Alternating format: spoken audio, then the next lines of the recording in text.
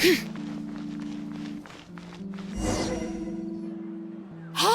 there's a newsstand over there! Want to grab a copy of the Steambird?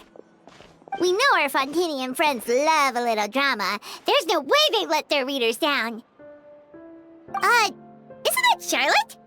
And standing next to her, surely that can't be Kaniche? How about... Lost treasure resurfaces at last. Behold the beauty of the Remurian teacup.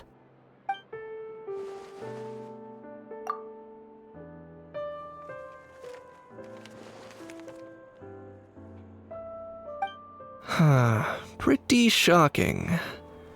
But it still feels like it's missing something. Ah, got it! Udex gravely wounded in shocking stabbing. Set to miss cross-border smuggling trial.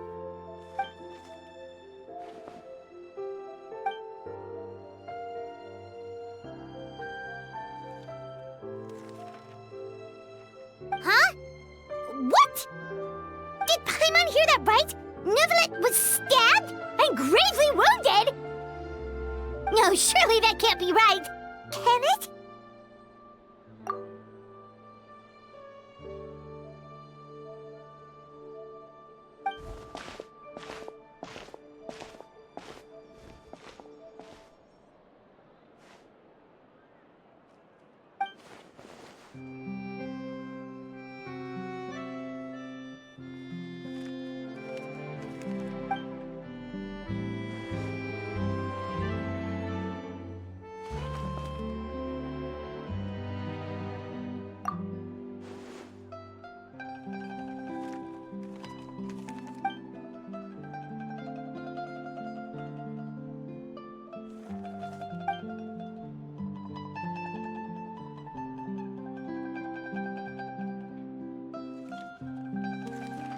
Hey there, you two. Fancy running into you here. Yeah, that, and also a less than pleasant shock. What the heck was all that about a Saurian meat restaurant and the Udex getting stabbed? Please say you weren't being serious.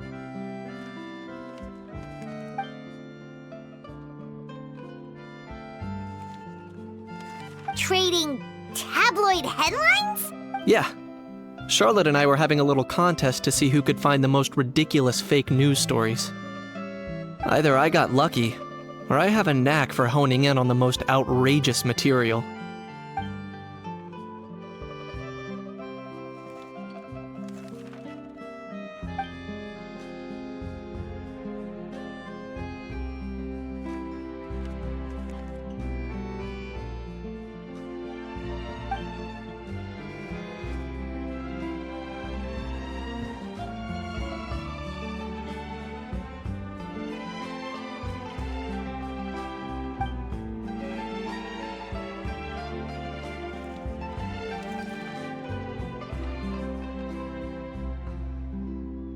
If I had to quantify it, I'd say about 1% of what they write is the truth.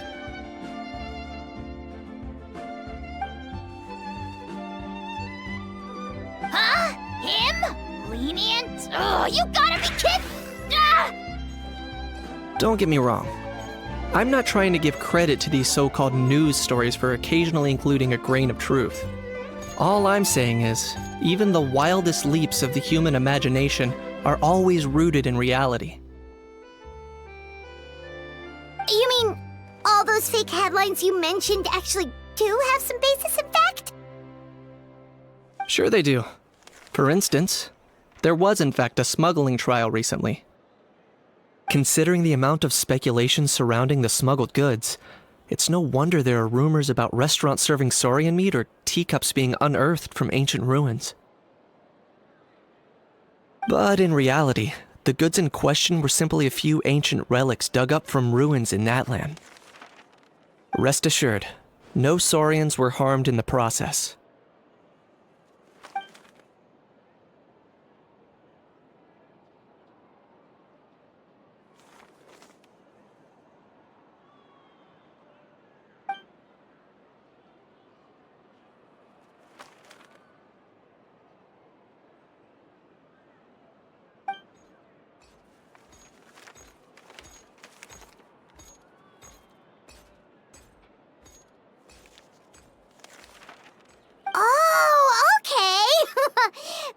so busy freaking out about those headlines that she totally forgot to ask why you're here in Fontaine, Kinich.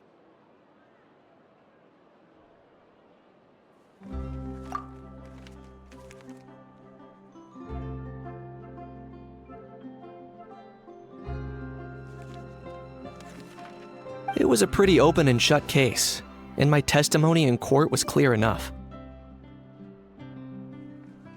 But I'm guessing, Mademoiselle Charlotte, that you're less interested in the case than you are in trying to uncover some news stories about Natlan.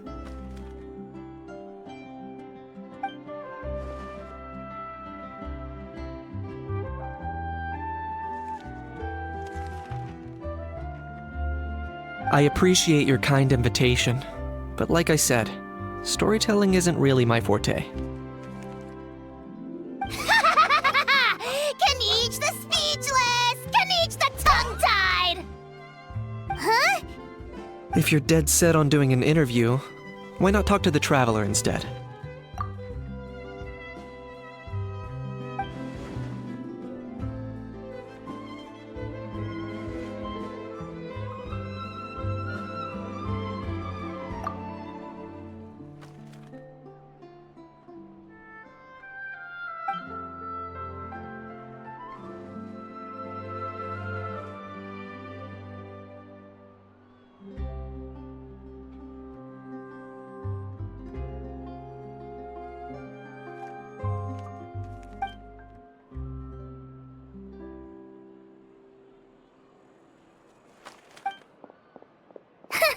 Charlotte never stops, does she?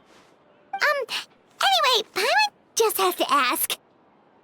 That owl thing that popped out before, or was it a howl? It kind of looked like a howl, but at the same time... Oh, that thing. Yeah, that was a howl. Huh? What's up with him? Like, he's still noisy, but he's way quieter than before. It's like he's trying to hide or something. Could be. Not acclimatizing? Aw, poor Almighty Dragon Lord is not feeling well. Too bad he can't come out to argue back. What do you mean? There's nothing physically wrong with him. It actually has to do with a strange law we learned about after arriving in Fontaine. Apparently, it's forbidden to release flying objects within Fontaine city limits during the first 3 days of each month. Paimon sure does. Paimon's been down this road before. There's an easy solution. As long as Kinich holds onto a house tail, he'll be considered an Almighty Dragon Lord balloon, not a flying Almighty Dragon Lord. Not gonna lie, I was considering that. But Ahau wasn't too thrilled with the idea of huffing and puffing away in the form of a mini helium balloon. That said, it's pretty annoying how he keeps randomly popping up all of a sudden. Anyway, this morning I saw a notice outside the Palais Mermonia about an event that's set to take place outside the city soon. Something to do with filmmaking. I hear that's all the rage here. I was planning to stay here and do some exploring for a few extra days anyway, so I think I'll go check it out. It'll be a good chance to let that noisy helium balloon out. He might even learn a thing or two. If you're free, why don't you come along?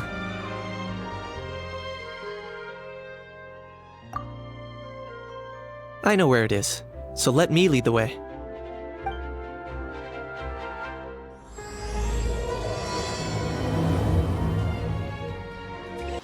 Looks like I remembered correctly.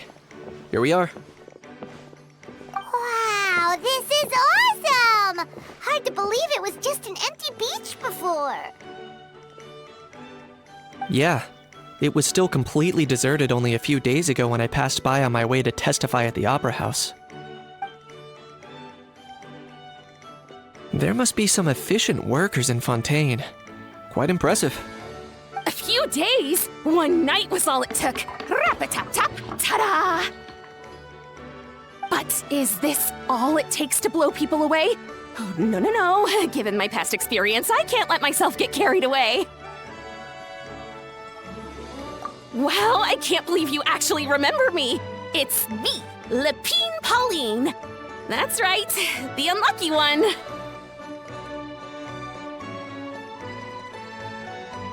Of course! How else would we have managed to build Fantasyland in a single night?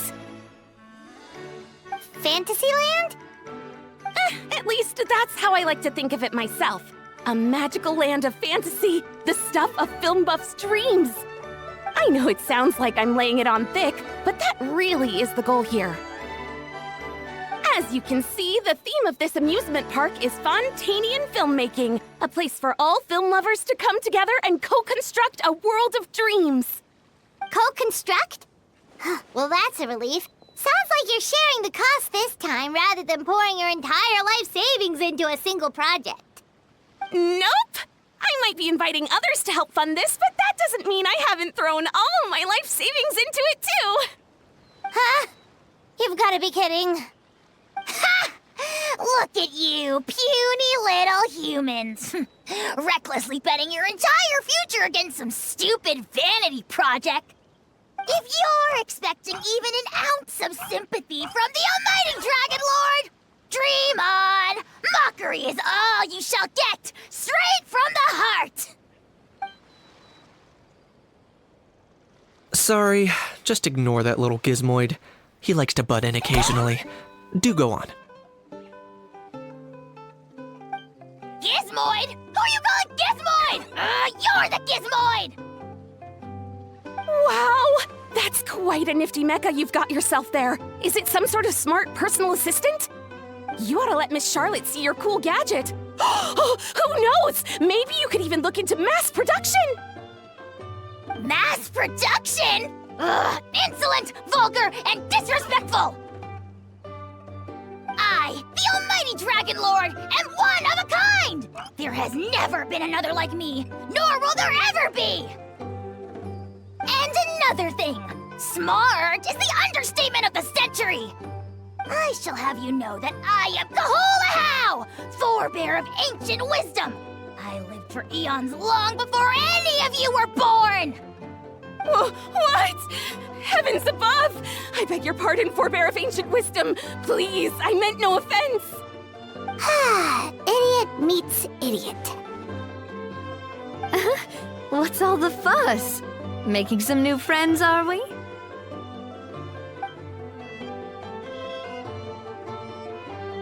Miss Navia! Allow me to introduce the star behind all the work that's gone into this venue. Miss Navia, president of Fontaine Spina di Rosula. Hello, everyone. Partner, Paimon, how have you been lately? Hello there. I'm Kanich. What about me? What about me? My useless servant can't even give me a proper introduction. You think someone yelling their name out in the middle of a public street really needs an introduction? He's not wrong. I caught yours just now, in fact. So, you must be the almighty Dragon Lord, Mr. Ahau. It's a pleasure to meet you.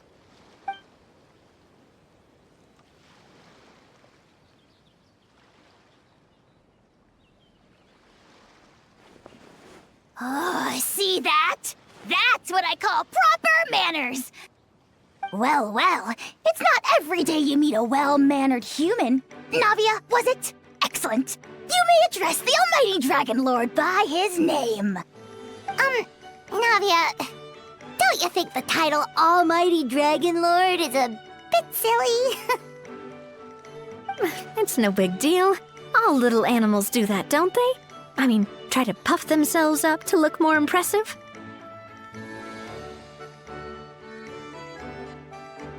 Anyway, it's all thanks to Miss Navia and the Spina di Rosula that Fantasyland's gotten up and running in the space of a single night. Honestly, thank heavens! After all that paperwork and endless waiting, the event and venue finally got the green light.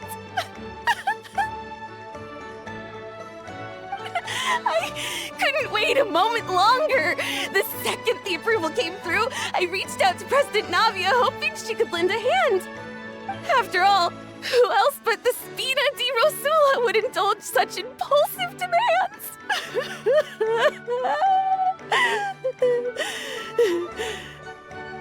Sorry, traveler.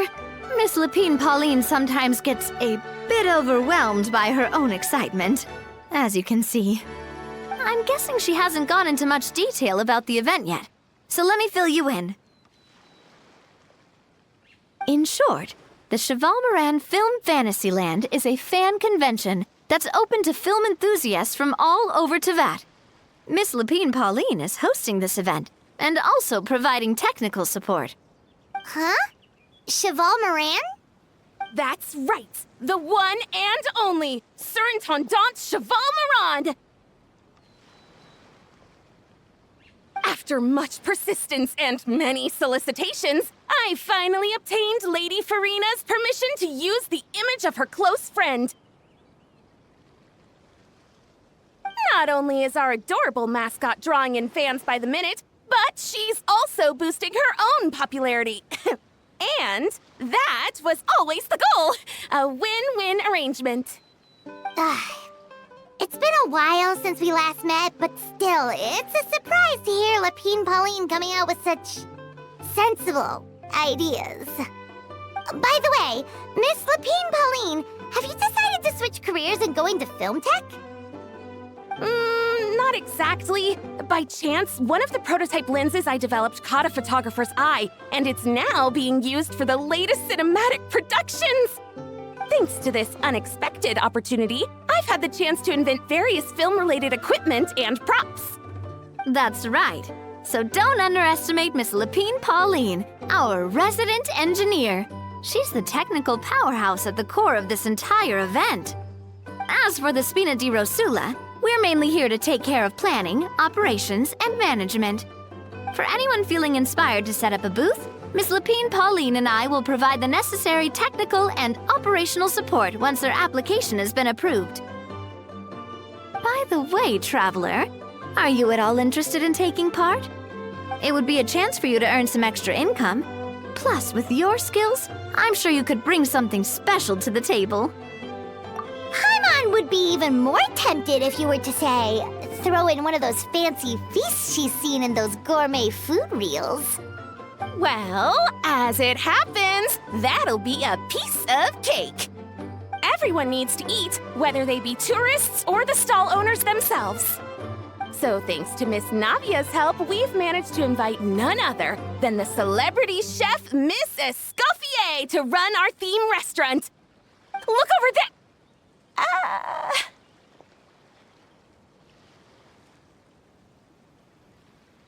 You!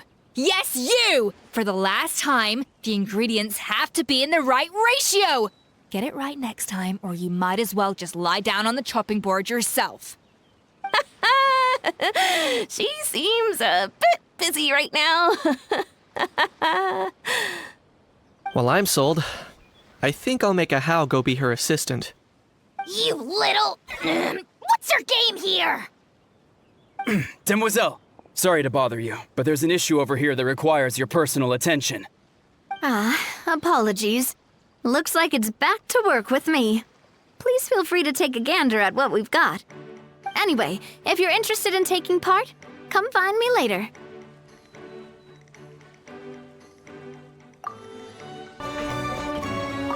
The fresh vegetables from the new batch are exceptional quality. I just wish I could say the same about the new staff.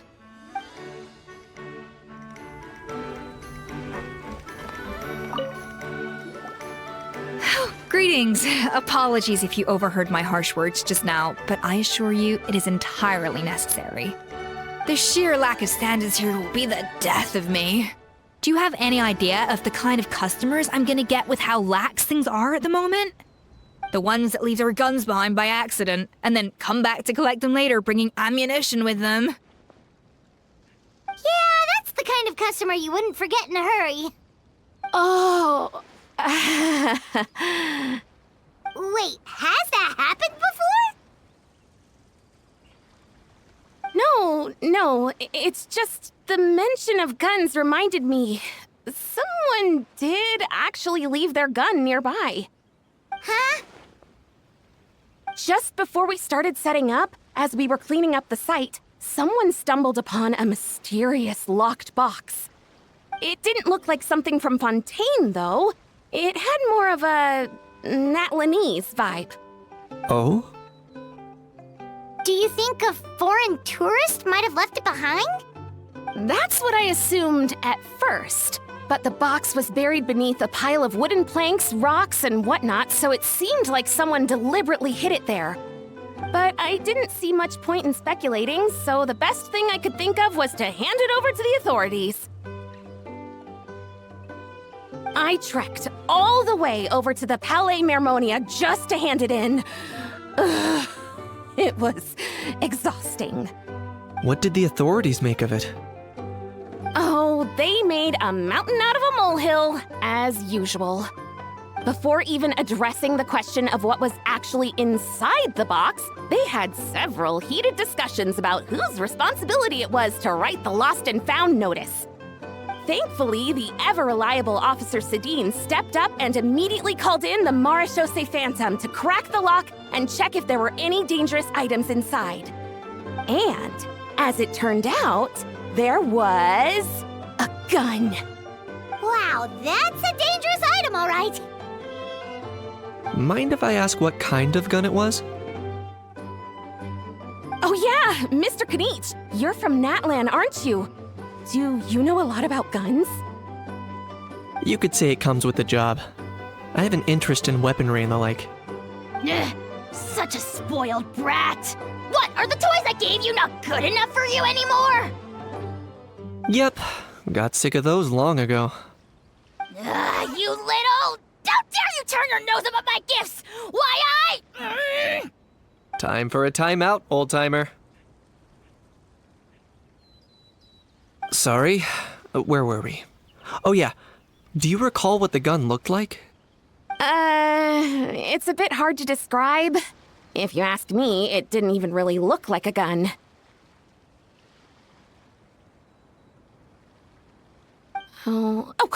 Give me a second. I'll knock out a quick sketch.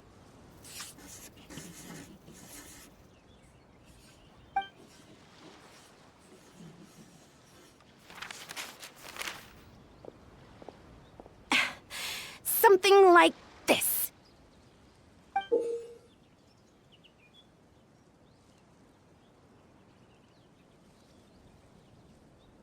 Whoa, it's so neat and precise.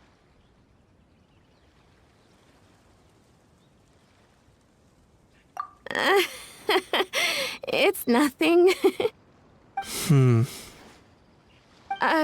Sorry. Is something wrong with my drawing? I know it doesn't really look like a gun, but I assure you, this is exactly what it looked like. And it certainly could shoot as well, too. I confirmed that with the officer from the Marechaussee Phantom. No, quite the opposite. The features are very accurate, and it is definitely from Natlan. Please, don't mind me. I'm just taking a moment to admire it.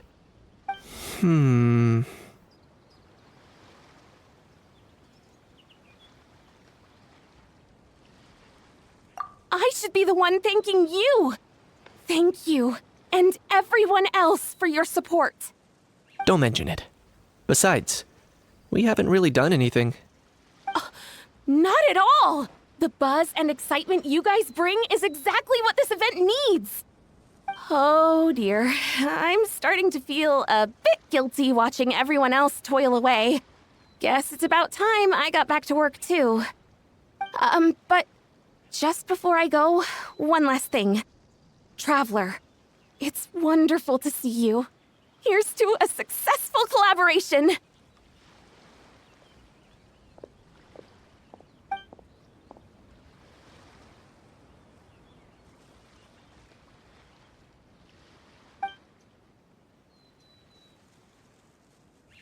I'm sure you noticed that there was something unusual about that gun. Correct. It's most likely an old weapon dug up from some ancient dragon ruins. Based on my experience, it might be more accurate to refer to it as a hand cannon.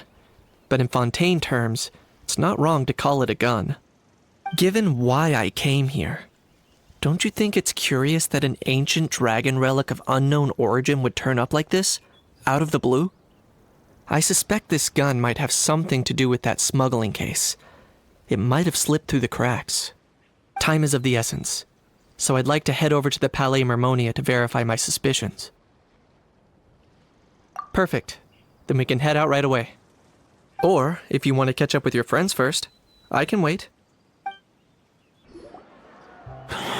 Oh, man. Bro! Are you mimicking me? Now's not the time. Come on. No, I mean, one of our buddies is here, for real. Quite a few of them, actually. Aurora and Aoife, what brings you to Fontaine? Huh? How come you're... Ah, I'm guessing Kanich is here because of that international smuggling case, right? I've heard quite a bit about that. Word sure gets around quickly, huh? First time abroad and you're already making headlines. Oh, stop it. It's not like I was the center of attention. Wasn't expecting to see the Traveler and Paimon here too, though. Come on, Aoife. Huh? A traveler, by definition, is someone who travels around. Fair point. Anyway, back on topic. Wait a second. I lost my train of thought. What were we talking about again? Why, you're all here, of course. For vegetables. Kuku. Huh? I'll go first. It's for the Chevrolamine Film Fantasyland. Wait, is that right? It's Cheval Moran. Ah, right. I keep stumbling over that one. Guess I owe Cheval Moran an apology, even if she's not here. Anyway, long story short, the festival restaurant urgently needed fresh vegetables from Natlan, which is why Aoife and I are here. So, you guys are vegetable couriers? He is. I'm just here as a responsible adult. It's his first time traveling so far away from home, and all the elders in his tribe were worried. So they had me come along. Even though it's your first time too. Right, but they still picked me to accompany you. You gotta wonder why that might be. Don't you get it? They all just saw how overworked you were, so they used it as an excuse to send you off on a vacation. Wait, what? So I'm getting the grandson treatment now too? See, doesn't matter how much older you are than this dude. Hang out with him long enough, and you'll eventually find yourself being treated like a kid. Meaning everyone looks after you. What's so bad about that? In theory, nothing at all. In that case, guess I better start over. Hi guys, my name's Aoife, and I just turned 5. Paimon's not sure who the responsible adult is anymore. So, what about Kakuku? If he was here, we'd be making more of a ruckus than we already are. That's exactly what's got me worried. Aoife, there's nothing to worry about. You're a big boy. You can handle yourself now even without Kakuku. You think that's what I'm worried about? Anyway, my priority right now is Kakuku. Suffice it to say, Kakuku's in big doo-doo. How so? He's so small, and all he knows are a few harmless phrases. What kind of trouble could he even get himself into? Let me guess. Did he get caught out by the law on flying objects? Bro, you too? Not me. How? Oh, that pesky little chatterbox. So that's why he hasn't interrupted us this whole time. Guess he's too scared to show his face. That, plus he's already spouted enough nonsense for one day.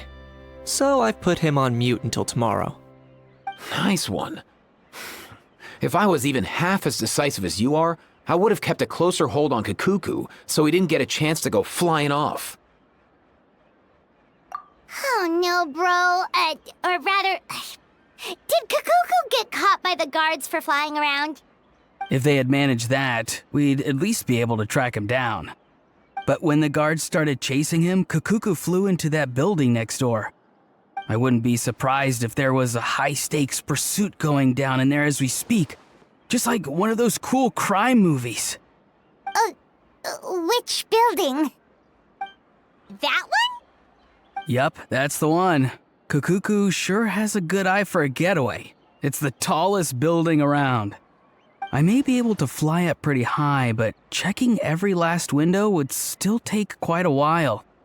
As for Aoife, well, let's just say he's not flying anywhere without a Saurian.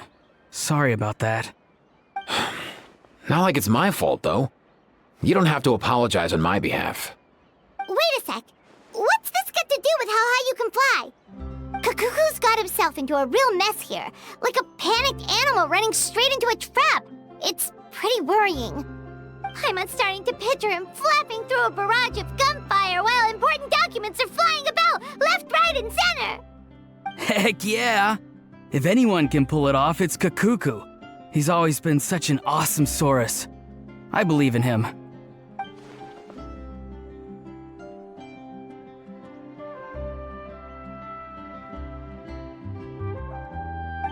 For real now? Do you even hear yourself, bro? Of course I'm for real. I'd never make light of something like that.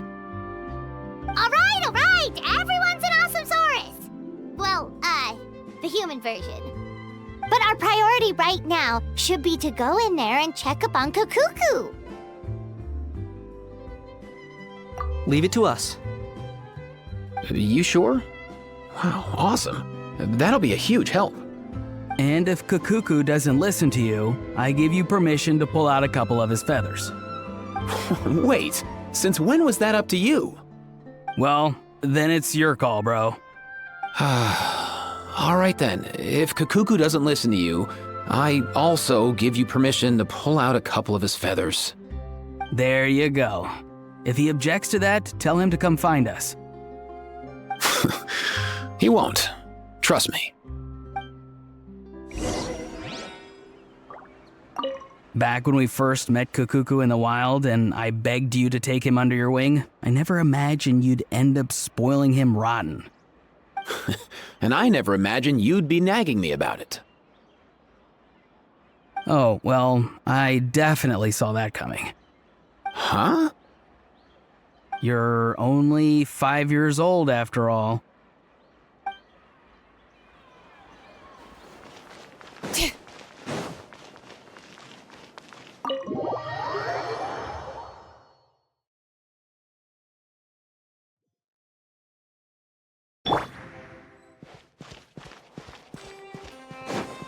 Nothing new there. The first few days of every month are always noisy. What's all that commotion? Are they arguing in there? What's all that commotion?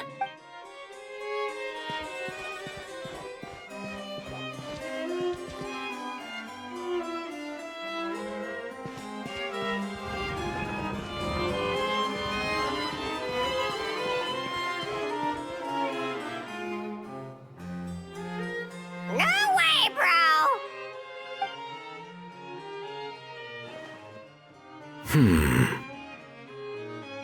Did he say he came from Natlan? No. Get out of here! I can understand his words, just not what they mean. Oh no.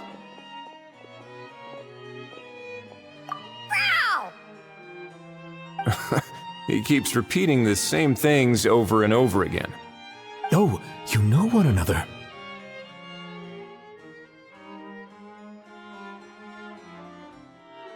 He's a friend, yeah. A Saurian friend, let's say. Great. Well, that was easy. Looks like we've tracked down the owner. Guess that's one less lost and found notice for you to write, Monsieur Neuvillette. For real? Traveler, was there something important you wanted to discuss with the Udex? I'm just about done with my business here. Need me to step out? Stay and hear them out first. Perhaps it will have some bearing on your own work. If I am not mistaken, you are the same Mr. Kanich who served as a witness in the smuggling trial? I take it there's been a further development in the case. That's right. Very perceptive, Mr. Udex. So you've met Nervalette before? But wasn't the trial overseen by another judge? I've seen his photo in the papers. But as for this other gentleman... Allow me to introduce you to Mr. Wriothesley, administrator of the Fortress of Meripede. Or in layman's terms, Fontaine's prison warden. Please, feel free to share anything about the case. There's no need to keep anything from him. Pleasure to meet you. Pleasure to meet you! Wow, that sounded just like me. But should we really discuss official business in front of the Saurian? Oh, wow! Oh, no! I believe he said... Or rather, I suppose he meant that he'll keep this to himself. Though I should mention, Mr. Kukuku, that we will have to ask you to sign a confidentiality agreement. Sure thing, bro!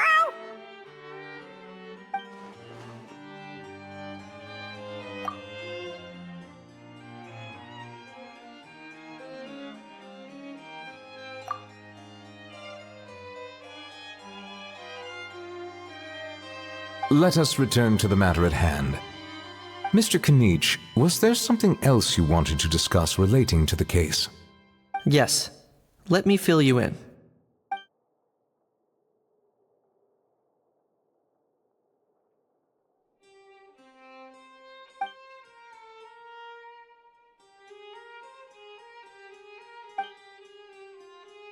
Wow! It really is exactly like Lapine Pauline's sketch! That must be all that practice drawing engineering blueprints, huh? So if it's true that this weapon came into Fontaine alongside the contraband from the smuggling case, then there's a high chance we overlooked a suspect. That's exactly my line of thought. I see.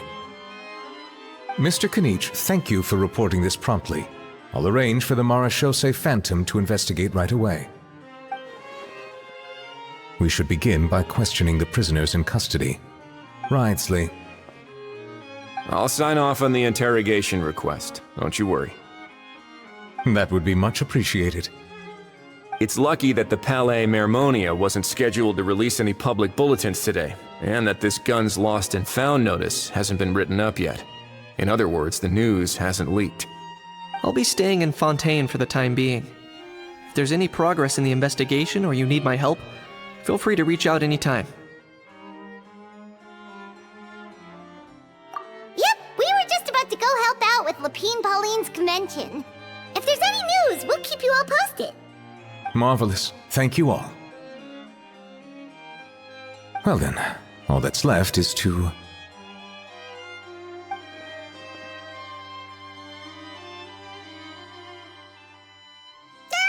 You miss me, bro? He really does come out with the most unexpected things. Who did he learn it all from? Huh. Well, it's pretty extraordinary. Anyway, according to due process, we must first determine whether Mr. Kukuku qualifies as a flying object. And, following on from our conversation just now, he also needs to sign a confidentiality agreement. Drafting said agreement may take some time. Looks like you'll be staying with us for a while then, Kukuku. Excited?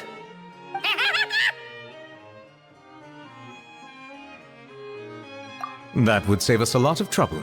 Many thanks. All right then, we'd better get going. No need to see us off.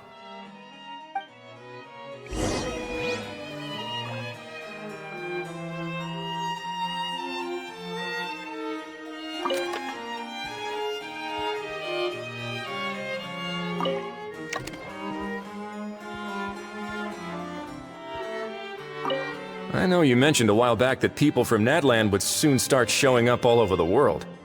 But I hadn't expected anything like this. It seems no matter where they come from, all dragons are inquisitive by nature. You can say that again, bro! The same might well be said for humankind. The real reason you chose to stay to investigate this case was your curiosity about Natlan and Mr. Kukuku, was it not? Guilty as charged. Nothing gets past you. So, how about we take this opportunity to chat a little more?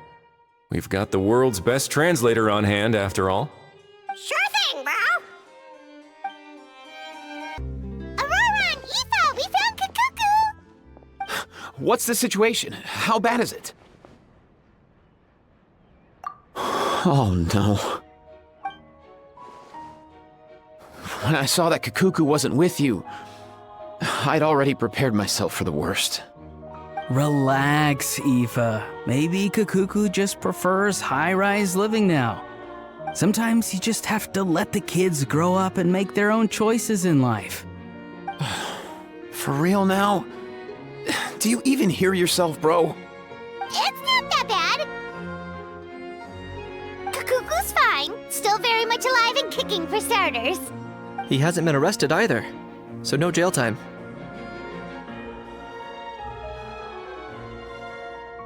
See?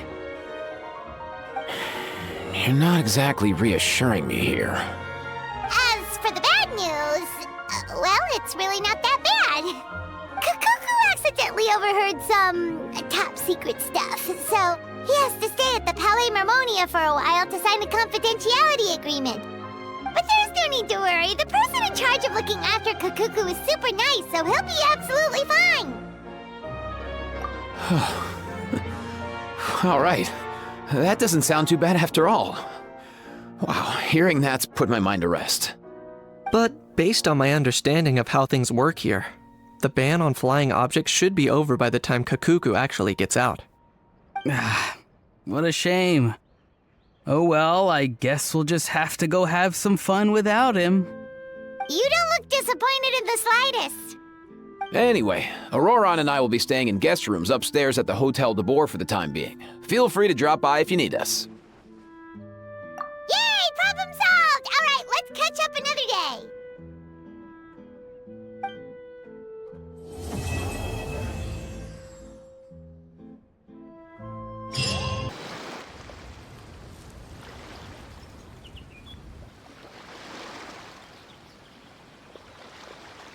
Traveler, it's you! Ready to join the Cheval Moran Film Fantasyland crew?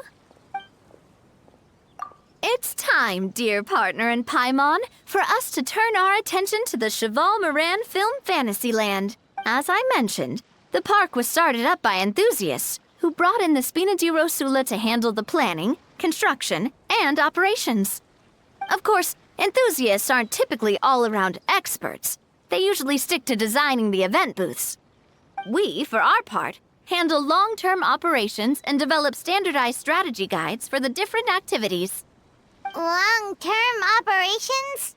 Strategy? It all sounds so complicated. We spend most of our time adventuring and we barely have any experience running a stall. Do you think we can handle this?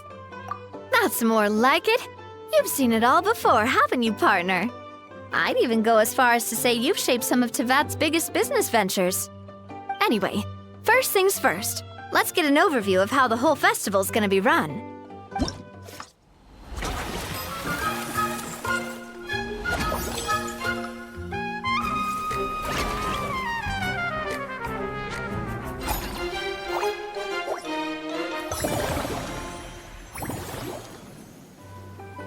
As you can see, our Fantasyland's a bit like a sugar-free macaron right now.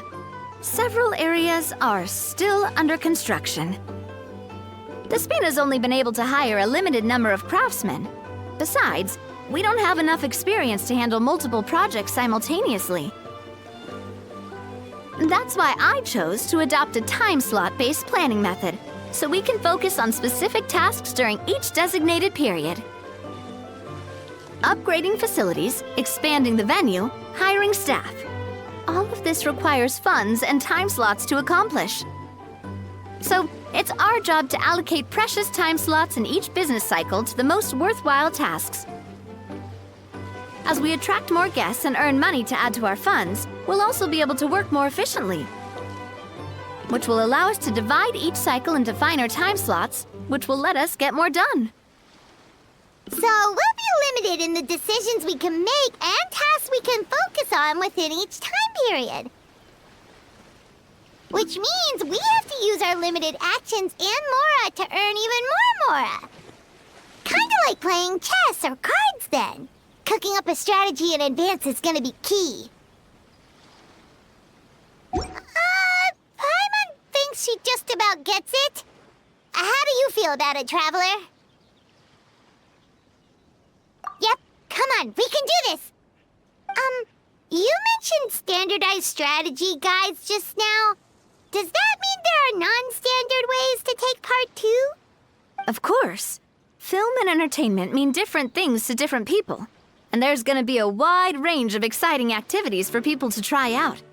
If we're not careful, some visitors might wander off and end up getting in trouble. And others might pick up dangerous props by mistake. To avoid confusion, we need to create a standardized strategy guide for each activity. Just think of it like a walkthrough. Wow, if we're the first ones to test out the activities, who knows what surprises there could be waiting for us? But if we hit a tough spot, we'll just have to rely on our skills to carry us through. Hopefully it goes without saying that I'd never put you in danger, partner. I carefully checked all the existing activities before you arrived, and I can assure you that they're all perfectly safe. I also wanted you to experience the activities before anyone else gets to. It'll be fun. Plus, we'd like to hear your thoughts and suggestions. Oh, those are two things Navia is best at! Making people feel safe and having fun! Great! Well, I can't wait to hear what you think. Your input is super important to us. All right then, let's start with Eclectic Escapades and put our first guide together.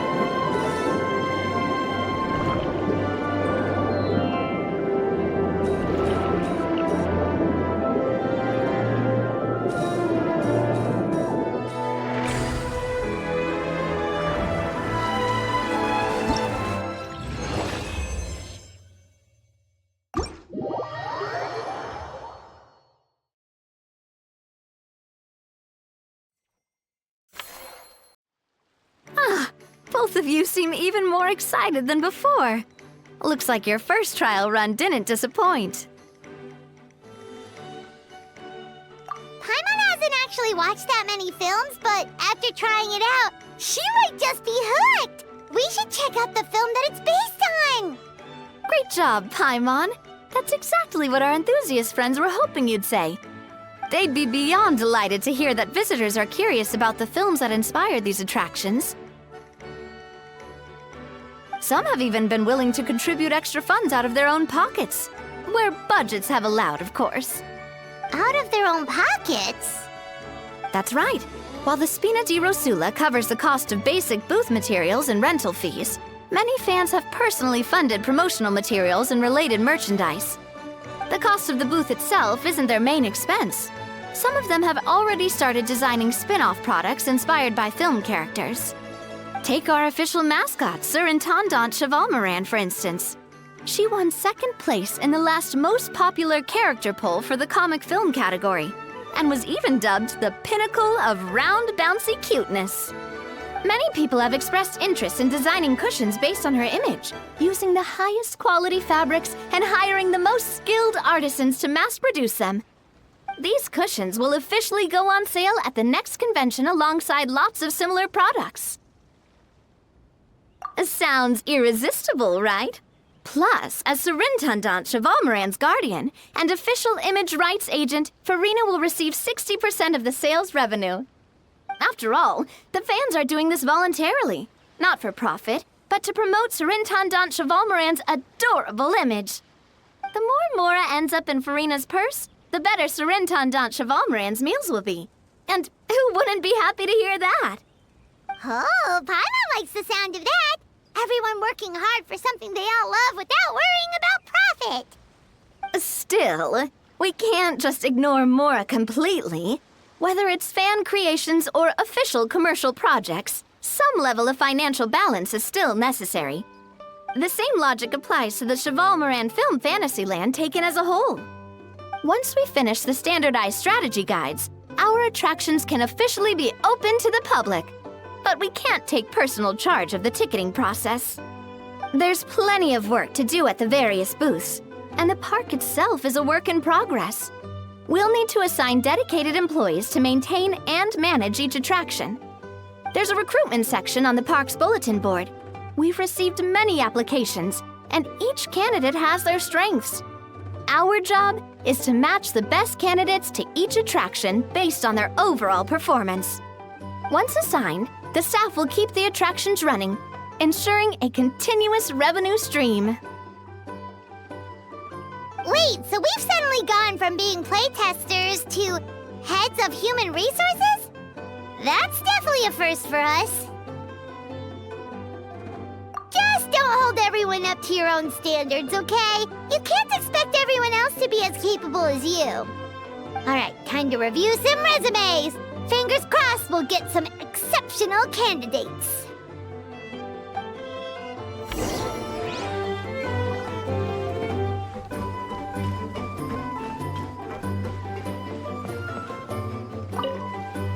When reviewing resumes, pay attention to each applicant's area of expertise.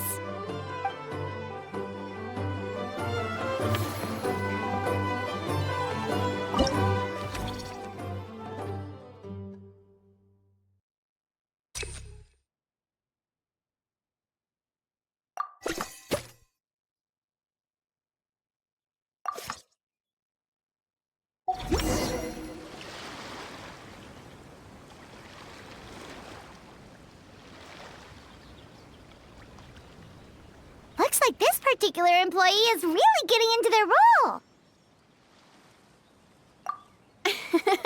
You're both doing great. You sound more like bosses than I do. In any case, with this, the Chevalmoran Film Fantasyland is now officially open. Running a theme park is a long-term project. You won't make much if you try and rush it. We're just about done with our current work setup, so let's take a short break and wait for this cycle's revenue report to come in.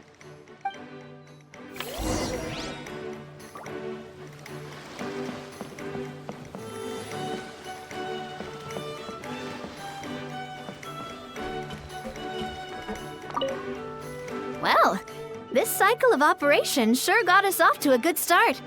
On to the next one.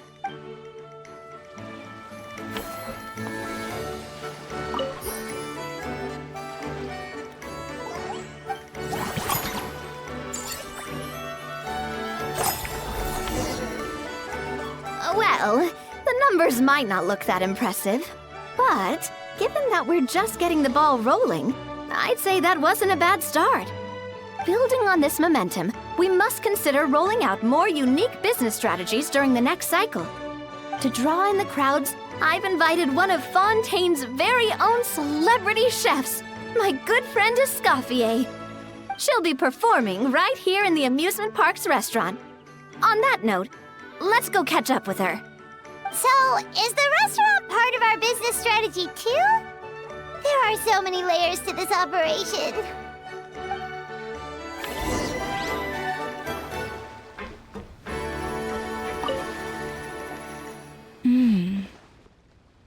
The restaurant is up to standard, and the waterside location will make for a unique dining experience. The beautiful scenic reflections in the water create a stunning backdrop, lifting diners' spirits and allowing them to truly savor their meals. Ingredients, check. Cooking utensils, check. Looks like we're ready to rumble. Hey there, Escoffier! Oh, my employers are here. The president of the Spina di Rasula, plus the famous traveler and Paimon. I must say, you seem a bit overqualified to be running a film-themed amusement park. I'd say that if anyone here was overqualified, it would be the former head chef of the Hotel de Boer. Wherever you walk, the aroma of fine cuisine follows in your wake. Let's get back to business. I'm guessing you want the traveler to help me decide the theme dish for each cycle, right? This is the business strategy I mentioned earlier. Using Escoffier's top-tier dishes to attract more visitors to the park. But this isn't just about attracting visitors. Her culinary masterpieces will surely have other surprising effects. Just imagine, Paimon, if all you needed was a single ticket to enjoy all the attractions and taste all the legendary food. Wouldn't you be tempted? Then Paimon come every single day.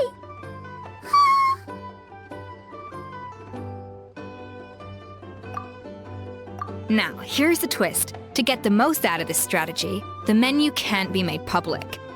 Based on research by a certain food branding consultant, many restaurants have started offering a special chef surprise dish. So give me some inspiration every few business cycles, and I'll decide on our next theme dish. Now then, give me your hand.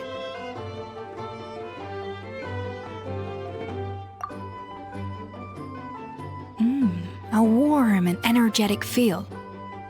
Your hands are calloused from wielding your sword, but still quite delicate. When you grasp its hilt, it's like you're holding the bow of a violin.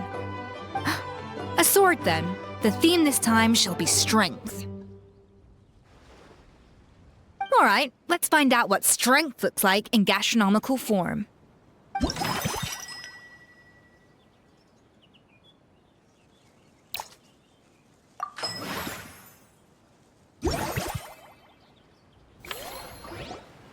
I've refined the sauce for these barbecue ribs.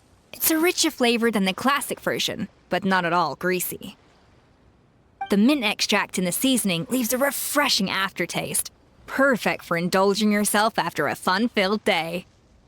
But if you ask me, I'd say the artisans need these more than the guests. The artisans? As I'm sure you've noticed, this park isn't quite finished.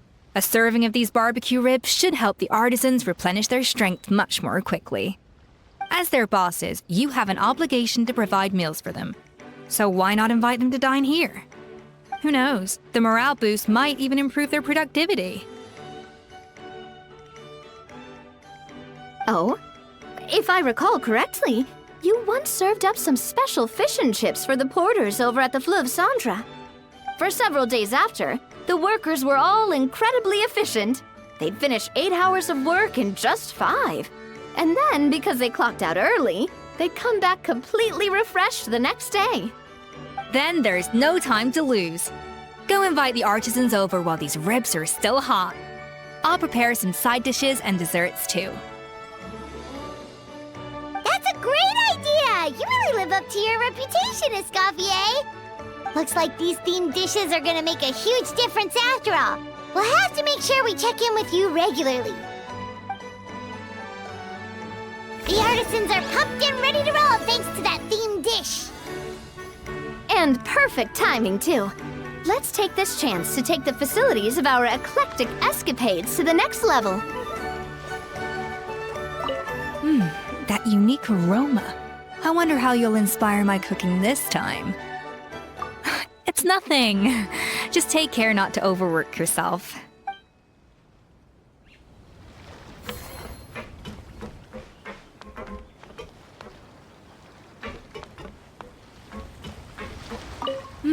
That unique aroma. All right then, I'll just go with the flow.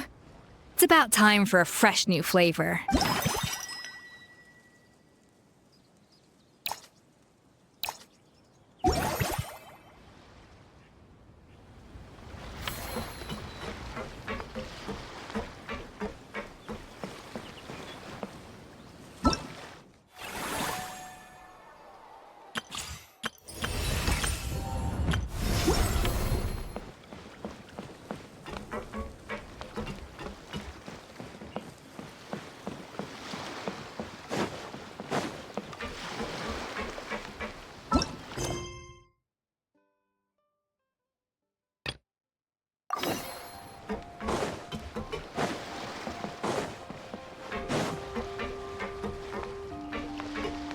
Now that everything's going smoothly, it's about time we upgraded our facilities.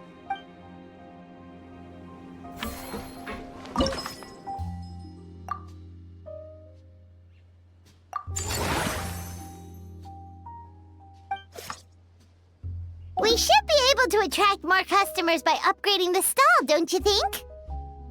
That's right. Based on my business experience with the Spina di Rosula, I've quantified the service value to help you intuitively understand how satisfied customers are with each stall. An attraction will reach its ideal revenue only when its service value meets customer expectations. As we improve and expand our facilities, expectations will also increase accordingly. When that happens, we can deploy more capable employees or invest funds in training to enhance our employees' skills.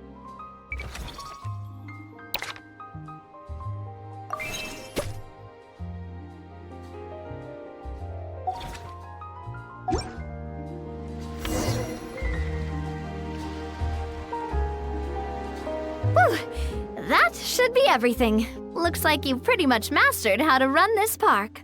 Huh? Have we really? Thinking about it, we have learned quite a lot, haven't we? Oh, not at all. I wouldn't say I taught you much. Your intuition's been guiding the way mostly. I imagine long-term operations sounded like a scary prospect the first time I mentioned it, huh? But don't let that scare you. Just break things down into smaller steps and tackle them one at a time. Even if you're not a genius or naturally gifted, you'll get it done in the end. Whoa, seeing her own progress has really got Paimon fired up! Actually, she's gonna jot your words of encouragement right down. From here on out, we'll be running the Cheval Moran Film Fantasyland together. Let's make it a big success!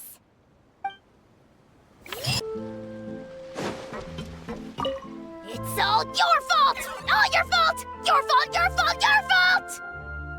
Stop yelling and get to the point. If you hadn't kept me locked away, I could have asked that judge to step in for me!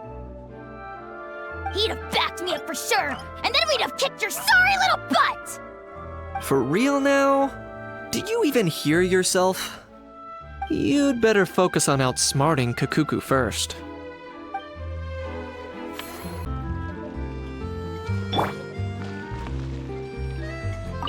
I've realized we're in a bit of a tricky situation here. What do you mean? If we go out, we won't have time to watch that film we rented. But if we stay in and watch the film, we won't have time to go out. Oh, you realized it too? Yeah, well, pretty smart for a 5-year-old.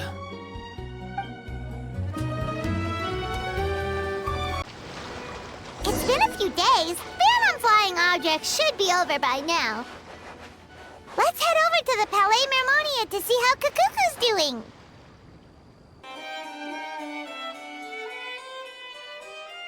Hey everyone, we're here! Oh, hey, my little dudes! Good morning!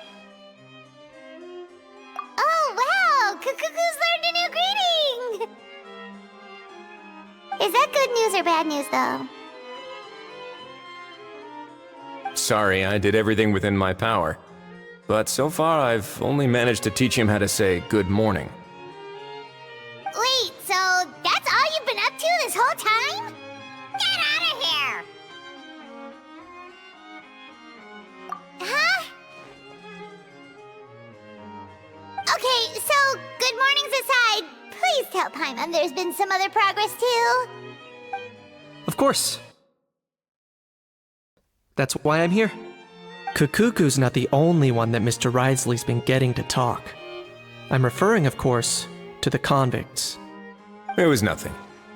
These guys weren't exactly tough nuts to crack. So, what's the deal? After racking their brains, they remembered speaking to an inconspicuous middle-aged man just as they were preparing to pack up and leave Natlan. He was dressed in the manner of the Children of Echoes and carrying a box. Plus, the description matches the one the gun was found in. All in all, he didn't look any different from your average Natlanese traveler. Perhaps seeing that they were dressed as merchants, this man stopped for a chat, inquiring where their goods were headed, and even asking if they could share a boat. The smugglers were very cautious, though. They didn't tell him any specifics. But all this happened before I crossed paths with them. I happened to notice them as they were preparing to set sail. I thought they looked shady, so I snuck aboard, and ended up being carried along all the way to Fontaine.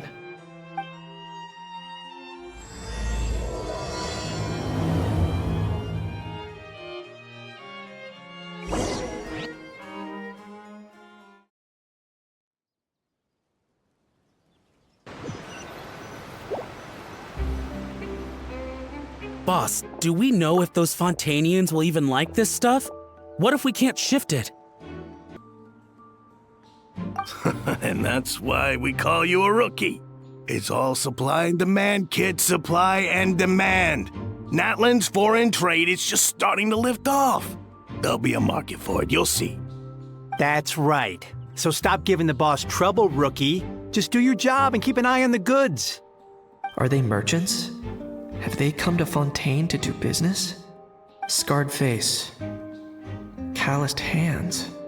On closer inspection, the fabric looks worn at the knees and elbows, and his fingernails are dirty. Not exactly your typical merchant. Could he have previously been a warrior? Or even an adventurer? Something feels off. I'd better sneak up and get a closer look.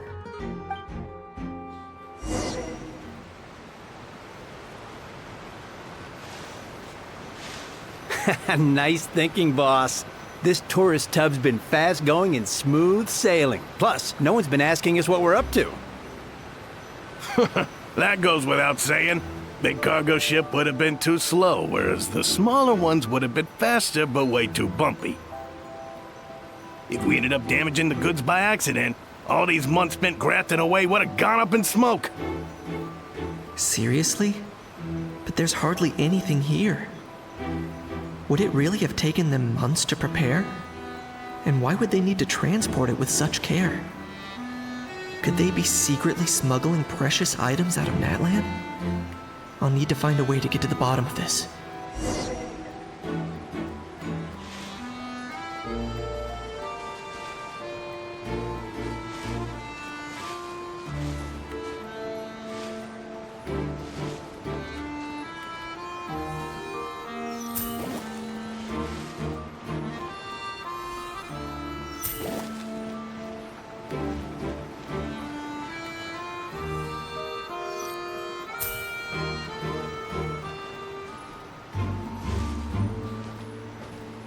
Let's go hear what these criminals have to say for themselves. Sure enough, there are relics inside the box. It's illegal to smuggle such items outside Natlan.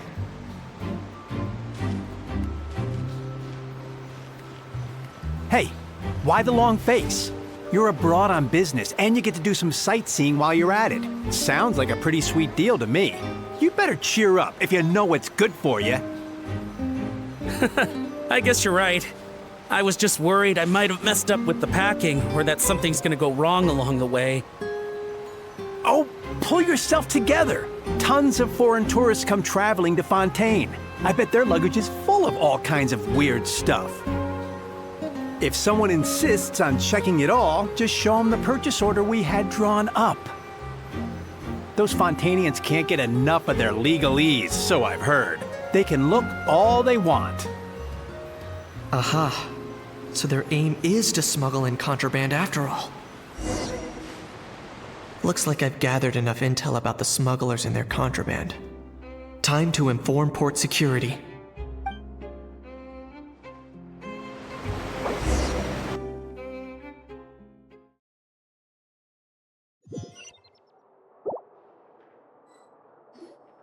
So anyway, that was when I went and told the Fontainian guards about my suspicions. After an investigation and a chase, they finally apprehended them and sent them on their way. Well, guess they're headed exactly where they should be. Thanks. Based on your recollections just now. I was completely focused on those smugglers at the time, so I wasn't really paying attention to other passersby. Yeah, Kanice, you did great! In other words, the person who brought the gun here, the one who lost it, has no connection to the smugglers whatsoever. They were working entirely on their own. Oh dear, oh dear! Sounds like Mr. Kakuku wants to chime in? He said this elusive individual's actions are positively mystifying. It's a good observation, I quite agree. However, we still know next to nothing about the person. Perhaps we should start by focusing on the lost item itself.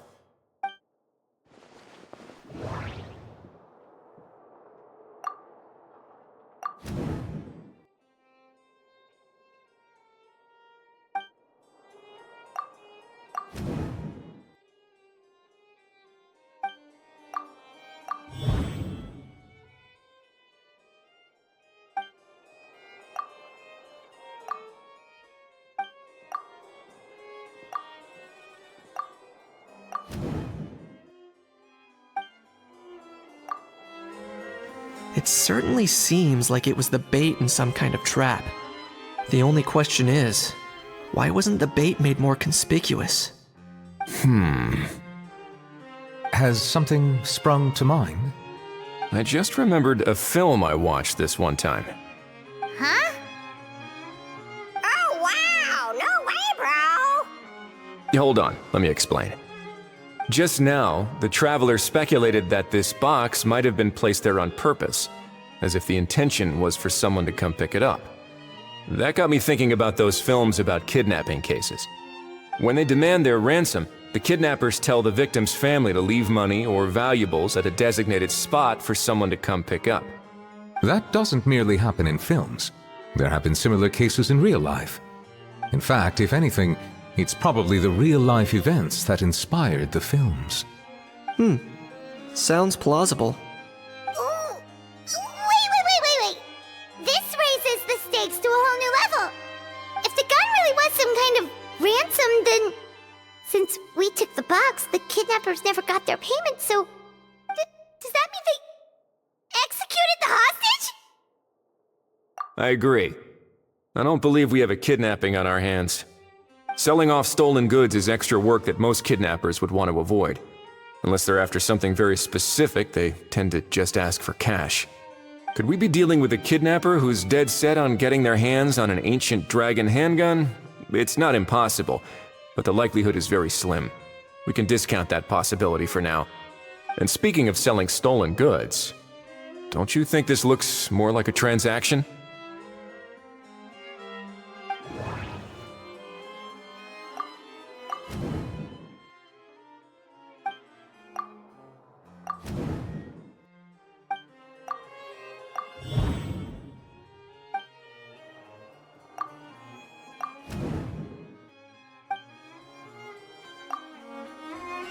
So, bottom line, this was an individual smuggler at work.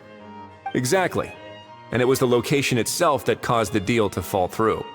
The last thing they would have expected was for a quiet beach to turn into a bustling film convention overnight. Not only is the area now packed with tourists, but the Spina di Rosula have a presence there. I'll bet that both parties were completely caught off guard. That sounds like a plausible theory, but how do we verify it? Looks like your people better start rolling up their sleeves. How so? Easy. Just follow the usual procedure by putting up a lost and found notice. The more routine we make it seem, the more likely the suspect will come forward to claim it. Even if they send a proxy, we're liable to get our hands on new leads. And timing-wise, it's about time we updated the bulletin board anyway. All we need now is a lucky gestionnaire to write up the notice for us post-haste. Ah, so that's what you meant by rolling up their sleeves. In that case, I may as well write it myself. Delegating this to someone else would require an additional explanation. Or are you just not used to asking others to work overtime? Is that really a major concern here? Well, looks like I won't be needed around here. At least until the notice has been posted. You could always wait here if you like. The Palais Mermonia serves a particularly fine cup of tea if that swings it for you. Thanks, but no thanks. I left a very noisy creature with a friend before heading out, so I should probably get back to feed it. Ah, I wasn't aware that you had a pet, Mr. Kanich. Speaking of pets... Get out of here! Out of here! Yep, that's the plan. Out of here indeed. I believe that what Wriothesley is trying to say is, you are free to leave, Mr. Kukuku. Furthermore, it has been determined that Mr. Kukuku should not, in fact, be classified as a flying object. As such, he shall be free to move around Fontaine whenever he so pleases. You're the best, bro! Oh, that really is good news! Travelers, should we bring Kukuku back to Aoife and Auroran? I shall leave him in your capable hands. Indeed.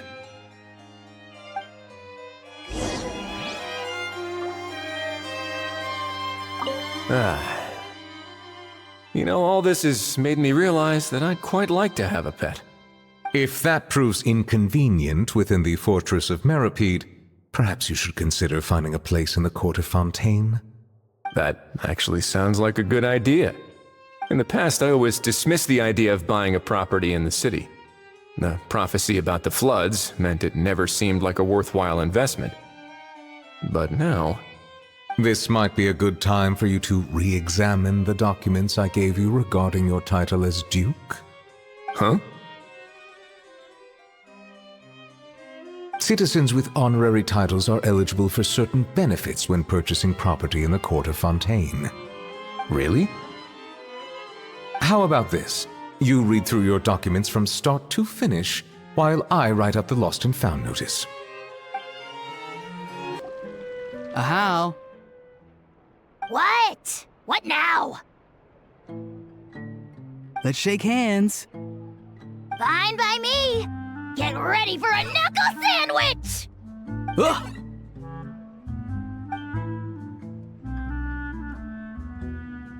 Oh, nice dodge. Paimon feels strangely inclined to keep a safe distance. Did you miss me, bro? Kukuku, you're free! Ugh, not you again. Nope, didn't miss you in the slightest. Hey, other granny. And hey, Paimon and Kanich. It's good to see you all. Thanks for bringing Kukuku back. Get it away! Get it away from me! Nice to meet you, bro. Who are you calling bro? Say that again to my face! I dare you. If you've got the energy to argue this much, you're clearly not hungry yet. Let's go find something to eat while Ahau lives his best life. Poor Ahau. He spent all day being tormented by Auroran, only to discover that the suffering's just begun. Aoife, as a Saurian vet, how can you just sit back and watch our little dragon bro suffer? Huh? How am I the bad guy? Even hear your Kakuku got out of jail?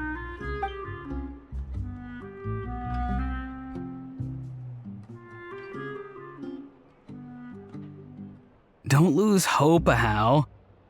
By the same standard, you have freedom of movement now too. You're still in the game? Same standard? I will not be held to the same standard as that thing! That's right. You won't. As far as I understand, the Palais Mermonia will want to assess your case on its own merits before they grant you freedom of movement.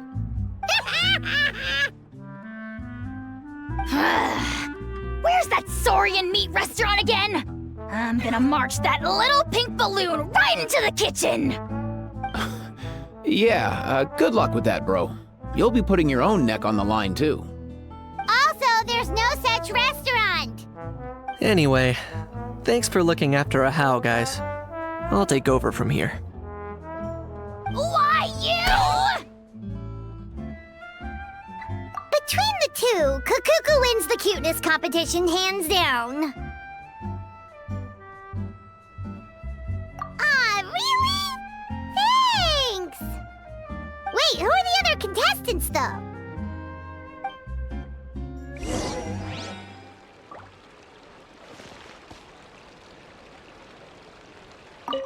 So now that our crew's back together again, what's our next move? Oh, how about a game of rock, paper, scissors? No chance. If I lose, we'll end up stuck. Nope. This time, we'll only watch a film if I lose instead. Had enough too, huh? For real now? Come on, bro! Can we just ditch this whole leaving it all to chance thing? Why don't we take our fate into our own hands? Aren't we doing that already? Rock, paper, scissors uses our hands. Don't know why you're laughing. You're stuck with paper every time.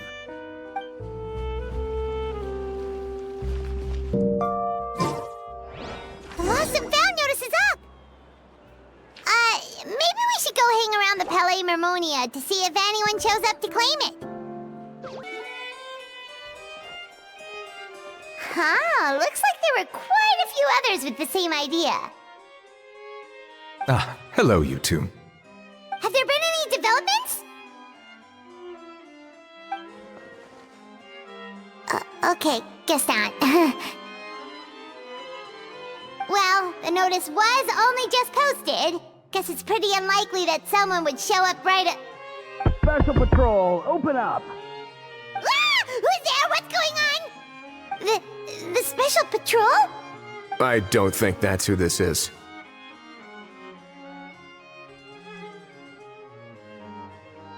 Hey, this isn't the time for silly jokes! Let's go check it out.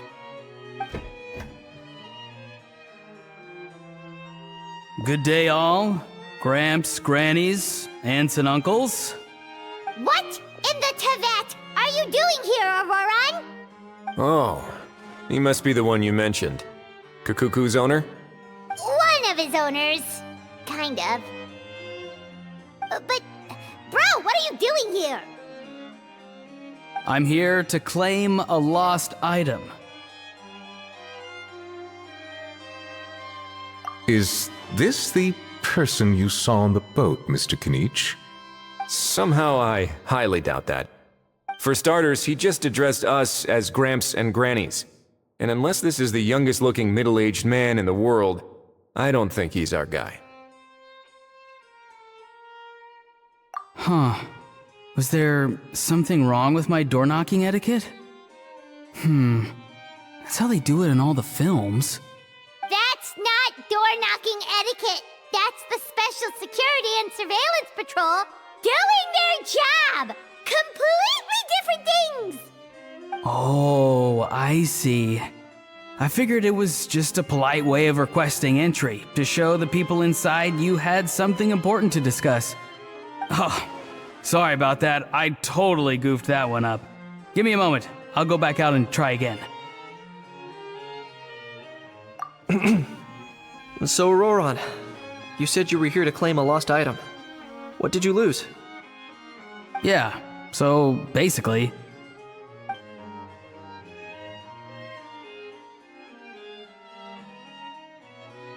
For real now?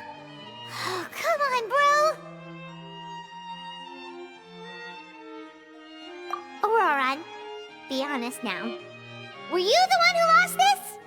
No, it belongs to a friend. So it belongs to Aoife? Of course not. Aoife has his own gun.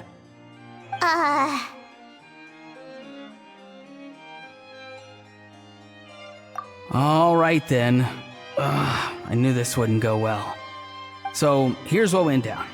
This morning, Aoife and I were playing rock, paper, scissors. Before long, he'd lost, as he usually does. So we figured we'd head out and visit some of the Cour de Fontaine's famous landmarks. When we got near the plaza, a man suddenly stopped us to ask for help. He said that he had lost something and that someone had found it and sent it over to the Palais Mermonia. But apparently he used to work here and was worried it'd be awkward bumping into his old coworkers, so he asked us to pretend to be the owners and claim it on his behalf. You didn't manage to keep that pretense up for long. It's fine. I'm not the one who feels awkward anyway. So, a former employee of the Palais Mermonia. Was this individual a Fontaine native? Yes, at least I assume so. He looked like a well-dressed gentleman to me. We were about to refuse, but he was so polite. Could it have been a disguise? Oh no. Auroron, Paimon thinks you've been tricked. This person might be in cahoots with the bad guys. Oh, maybe he already took off and escaped as soon as your mission went pear-shaped. No way. I'm not that dumb. Huh? He's not going anywhere. Aoife and Kakuku are keeping an eye on him over at the plaza. Keeping an eye on him. I like the sound of that. In that case, let's hurry over to where Aoife is. Time to catch that con man and find out what's really going on here. Wait a minute, I have a question first. Traveler, Paimon. You're pretty famous in Natlan, right? Oh, we're basically household names. But why do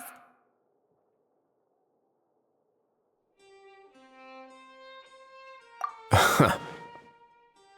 Would that be a problem? Remember when I said that the seller might be watching in secret? If so, then picking Auroron to do their dirty work was a careless mistake on their part. It suggests that the person who got Auroron to claim the item might not be fully in the know themselves. There are plenty of unanswered questions, but standing around racking our brains won't help. However, I still suggest that the famous faces among us, meaning the Traveler and Kinich, oh, and of course, Monsieur Nivelet too, stay here for the time being. We'll empty the box, give it to Auroron, and then he can claim the item as if nothing happened. I'll follow to check if anyone is watching. I doubt anyone would recognize me anyway, so I shouldn't draw too much attention. I think this plan is worth a try. I shall leave it to the pair of you. So, I have to go undercover again, right? Well, not exactly undercover. Just drop the special patrol persona and be yourself instead. Roger that. Over and out.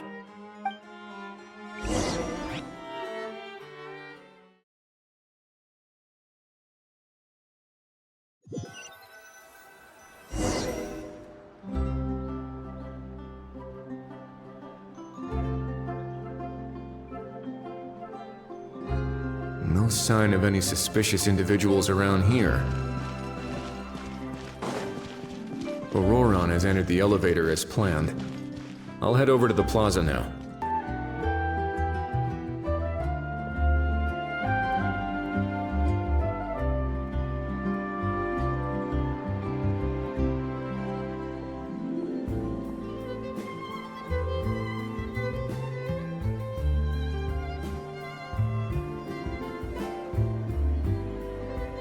Nothing suspicious going on here, either. Strange. Maybe we're overthinking this? Oh dear! Oh dear! Stop with the pecking! Stop with the pecking! Please, sir, I'm begging you, do me a favor and get this pet of yours under control. The heck are you on about? Sorry, but he's not my pet. He's my coworker. And I should warn you, he's not too happy with how you're talking about him. What the? This thing has a job? So in Natland, they just dish out jobs to any old thing. Uh-oh. Kukuku's not too big on being called a thing either. You're on your own now. I'm sorry. Please, Mr. Kukuku, Master Kukuku, Lord Kukuku, I meant no offense, I promise. All right, Kukuku, that'll do for now. Let me ask him some questions first. Sure thing, bro.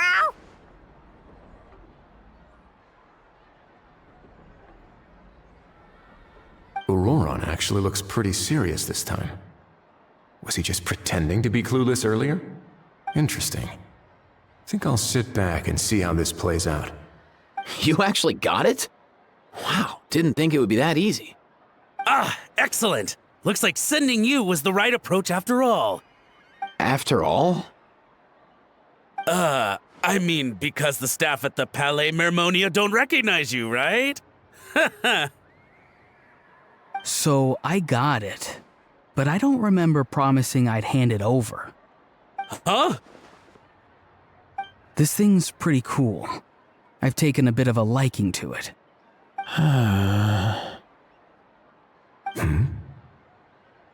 Please don't do this, my good sir, my master, my lord. My very life hangs in the balance. His life hangs in the balance? If this means so much to you, what are you gonna offer me in return? Are you trying to get him to say my life? How'd you know that? Because I watched that film with you. You should drop the act. We don't want a real misunderstanding in our hands. You're probably right. But honestly, I don't know what else to say. Sorry, this is the most myself I can be. Is that enough? Enough. More than enough. Who's this dude? Just think of me as a staff member from the Palais Mermonia. Now, if you don't mind, I have some questions for this gentleman about that life or death treasure you were just discussing. Truthful answers appreciated, of course. Oh no, I'm toast now. What's that supposed to mean? You don't think the Palais Mermonia has the ability to protect our citizens? No, I mean, yes, of course they do. Please ask away. I could do that. But I'd rather you just tell the whole story, from the beginning. I suppose I only have myself to blame. Such a rare antique, I couldn't resist. I'm a collector of antiques. Nothing excites me more than rare, old relics, and to be completely honest, if someone's selling, I'm buying. I don't care to ask where they sourced their goods. As for the seller of this particular item, well, I've never met him in person. We've had some prior dealings, but always under the cover of coded ads in some shady tabloids. Lost and found notices, missing person ads, that sort of thing.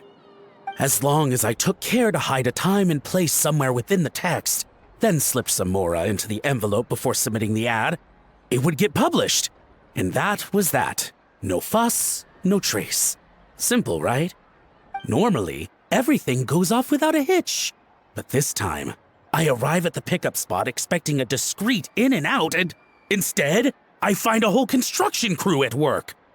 That was not what we'd agreed, but I couldn't just let it go, so I reached out to him again the same way as usual. He replied, and do you know what he said? He told me that the item's now in the Palais Mermonia. Well, he wasn't lying about that. He insisted that it would be inconvenient for him to make an appearance himself, but said that if I could somehow find a way to retrieve it from the Palais, he'd give me a discount on the price. Of course it wasn't the discount that swung it. Do I look like I'm strapped for cash? Feeling smug now, are we? Feeling smug now, are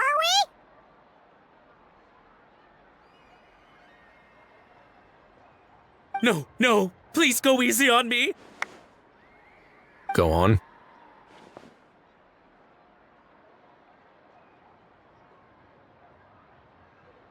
Where was I? Well, anyway, I thought to myself, seeing as the item itself came from Natlan, it would make more sense if I could find someone from there to go retrieve it.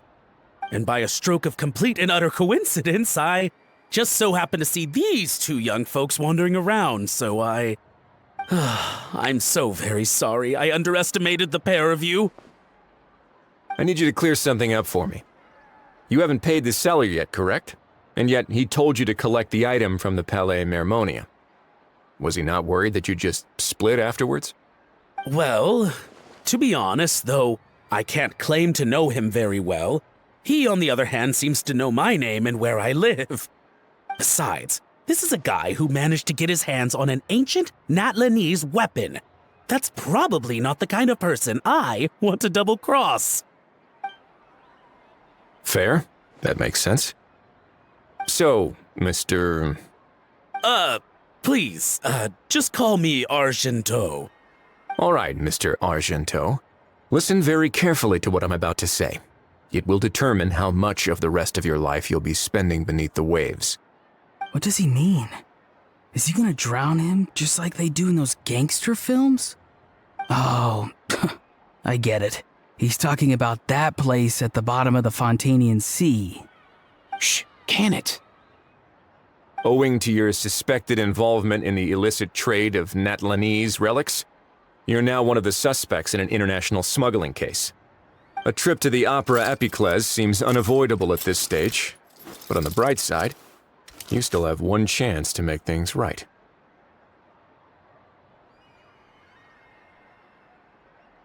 Okay. Do I really? Please tell me what to do. It's very simple. Just reach out to your seller in the same way as usual, arrange to meet, bring the money, and make the deal. Just be sure to let me know all the details. I'm talking time, place, the whole lot. If we can catch the other party by doing this, you'll have gone some way toward redeeming yourself. Understand? Oh, I see. I understand. You shall have my full and unadulterated cooperation. Good.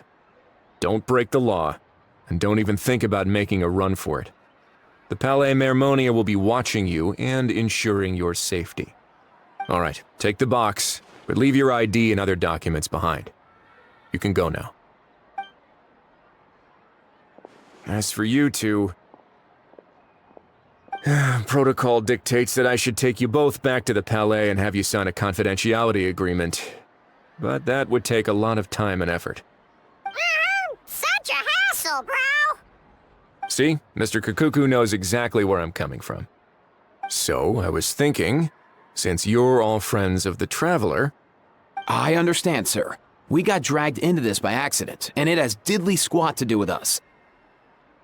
And out of respect for the Traveler, we won't say another word. Oh, I know this part. We better keep our mouths shut or we'll both be sleeping with the fishes in the tailor-made pair of cement shoes. In that case, I understand completely. Not exactly what I was going for, but if that's how you want to understand it, then be my guest. Then it's settled. Thanks for your help.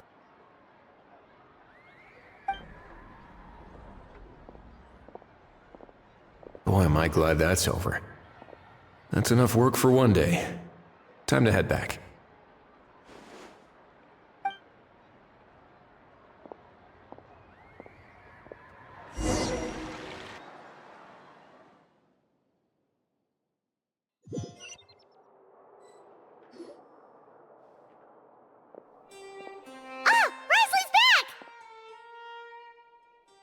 Judging by your expression, it must be good news, huh? It went smoothly, on the whole.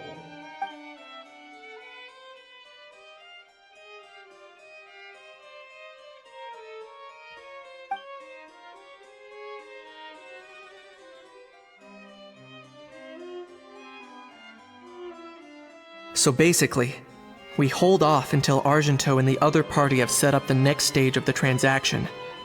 Then we plan our next move. Patience will be key.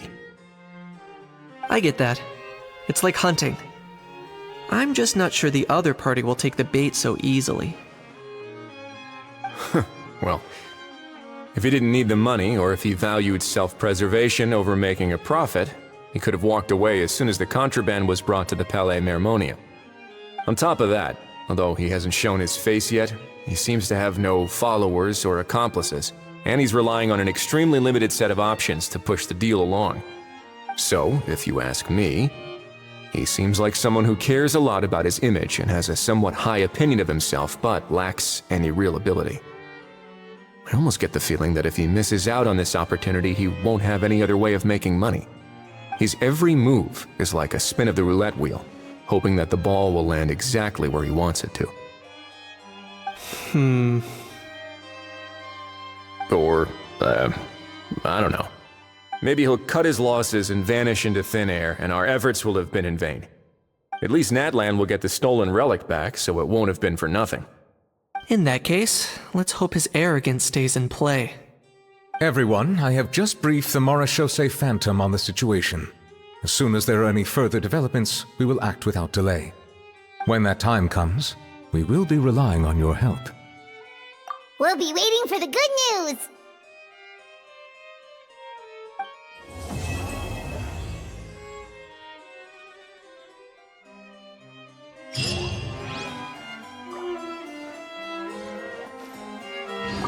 On the topic of kidnapping cases...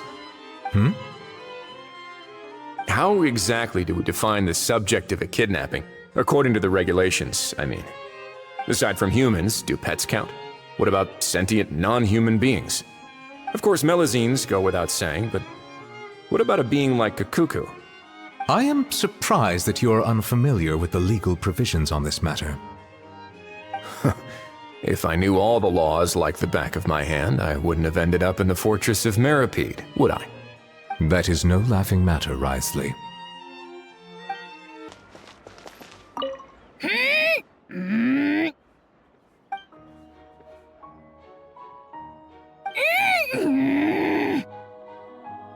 Come on, just spit it out. I can tell you're itching to say something.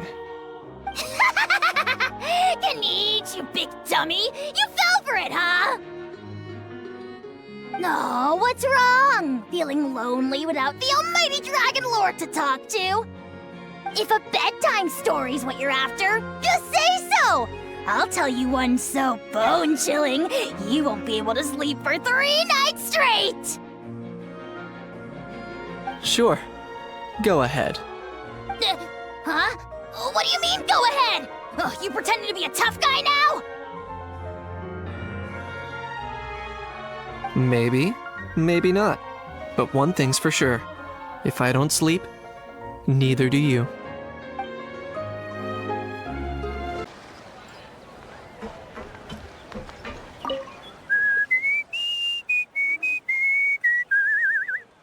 In a good mood, I see. Yep. Seeing my dear vegetables all settled in right where they belong brings me great joy. You sound like a proud parent. I'm happy for you, bro. But given how where they belong is inside a cooking pot, that kind of fills me with dread at the same time. Nice to meet you, bro. The heck are you on about? Does this really seem like a good time for nice to meet you? I guess he's referring to the meeting of the vegetables in the pot. You got it, bro! Honestly, right now, I'm not sure if I should be worrying about your definition of nice to meet you or investigating whether you and Kakuku share some kind of telepathic bond.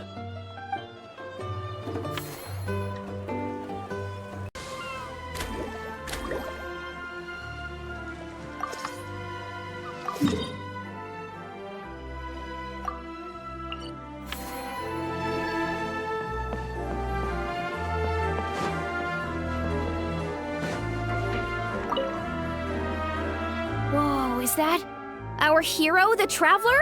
And Paimon, too! Oh, I guess I shouldn't be too surprised. Mrs. Coiffier already told me you were the big boss here. But when I saw you just now, I forgot myself for a moment.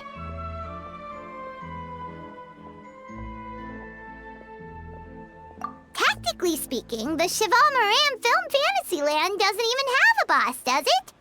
Isn't it the idea that everyone works together to make it as successful as possible, and then we all share the profits? But, wait a sec. Why are you here, Veressa? Well, officially, I'm here to promote my brand. Not long ago, Mrs. Gauffier placed an order with me for her restaurant, as she often does. In her letter, she mentioned that showcasing my orchard's products at the festival would boost sales and help build my brand recognition. After talking it through with my parents, I decided to give it a shot. Now that I'm done with the restaurant's ingredient order, I plan to sell the rest of my fruit directly to guests to help quench their thirst, of course. The thought of enjoying fresh fruit from Natland here in Fontaine does sound pretty appealing. But with this many customers, wouldn't it be exhausting to watch the stall all day? Huh? Am I supposed to be watching the stall the whole time? There's an attraction over there called Movie Masterpieces, right? I heard some of the challenges are based on famous films. Some of those films have even been adapted into great comics. I'd love to go give it a try. So, you're not doing any business at all? Back in the Collective of Plenty, I'd just set up a sign with the fruit prices, place a weighing scale and a coin jar to one side, then let people pay on their own. When closing time came around, I'd wake up and check the accounts. Not a single Mora has ever gone missing. To be fair, that does sound nice. People in the Collective of Plenty are a law-abiding bunch. No one would even think about taking something without paying. Makes sense that tending your stall wouldn't take too much effort. Fontainian customers are no doubt trustworthy too, but let's just say they're not used to self-service shopping. Plus, if you just leave the stall unattended as a Natlanese merchant, people here might think you're gone for good. In that case, I'd better start acting the part. But I'll need to buy some things in the city before I officially open for business. I promised to bring back some Fontainian clockwork mecha for Kochi-an-san. Oh, and I also wanted to try a few rounds of movie masterpieces. After that, I should be able to focus on my business without getting distracted. We might not be locals, but we've explored Fontaine quite a bit. We know our way around pretty well. In that case, give me a moment to get some extra fruit, a price list, and my coin jar set up. I get to go shopping with the Traveler! Nice.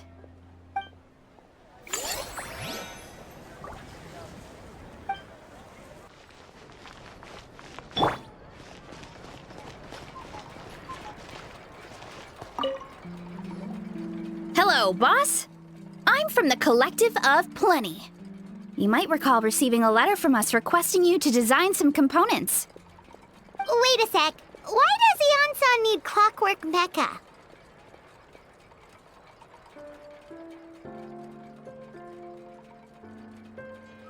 Nothing like that. Our coach just wants to fine-tune her gym equipment so people can target different muscle groups more easily. She mentioned something about a rowing machine to focus on back muscles, as well as a pec deck and a leg press machine. The parts that connect the ropes and weight plates wear out easily, but they need to be strong. So Kochi-an-san thought she'd give Fontainian Clockwork Mecha a try. It all sounds so technical. When did fitness turn into some kind of complex engineering problem? To be honest, I don't really get all the details either. But if it works out, I'll be sure to train according to her revised method. And if it doesn't, we can always stick to the good old methods.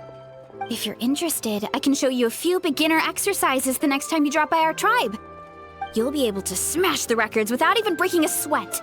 I know it. Paimon will pass on that one. She'll be rooting for you from the sidelines, though.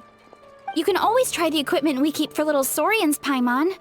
As long as you start out with the super light weights, you'll be fine. Weight training's for everyone, you know.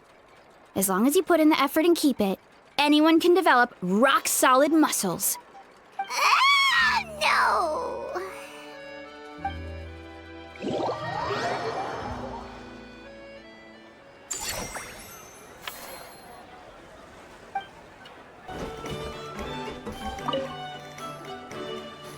Alright, time to show off how fast I can run.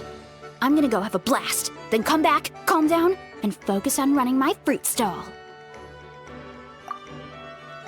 That's right.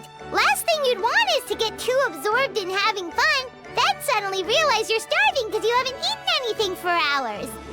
Funnily enough, Paimon can think of someone else with a bad habit of getting so into things that they forget to eat. No matter how busy you are, nothing's more important than staying well-fed, hydrated, and healthy. No need to worry about me, guys. I do a lot of long-distance running, so I always make sure to bring some food and water with me. This time is no exception.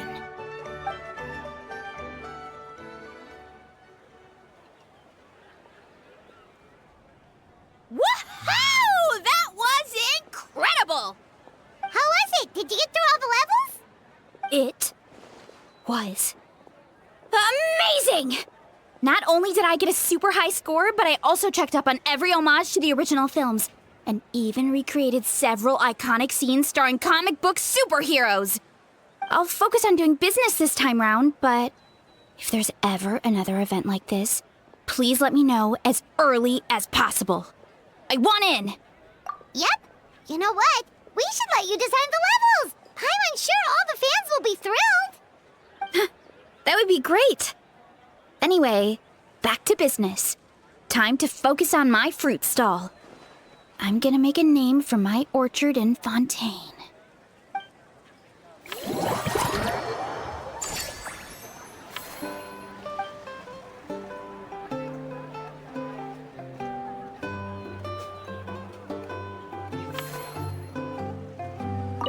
Seeing how happy everyone is here, I can't help smiling myself. Would you like some fruit? Feel free to take some.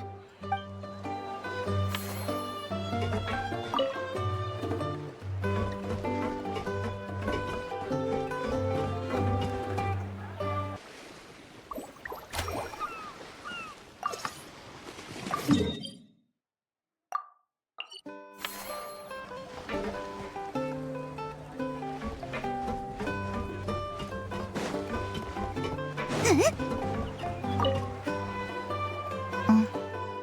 大事なお友達の姿を検出。会話モードオン。旅人パイモン、こんにちは。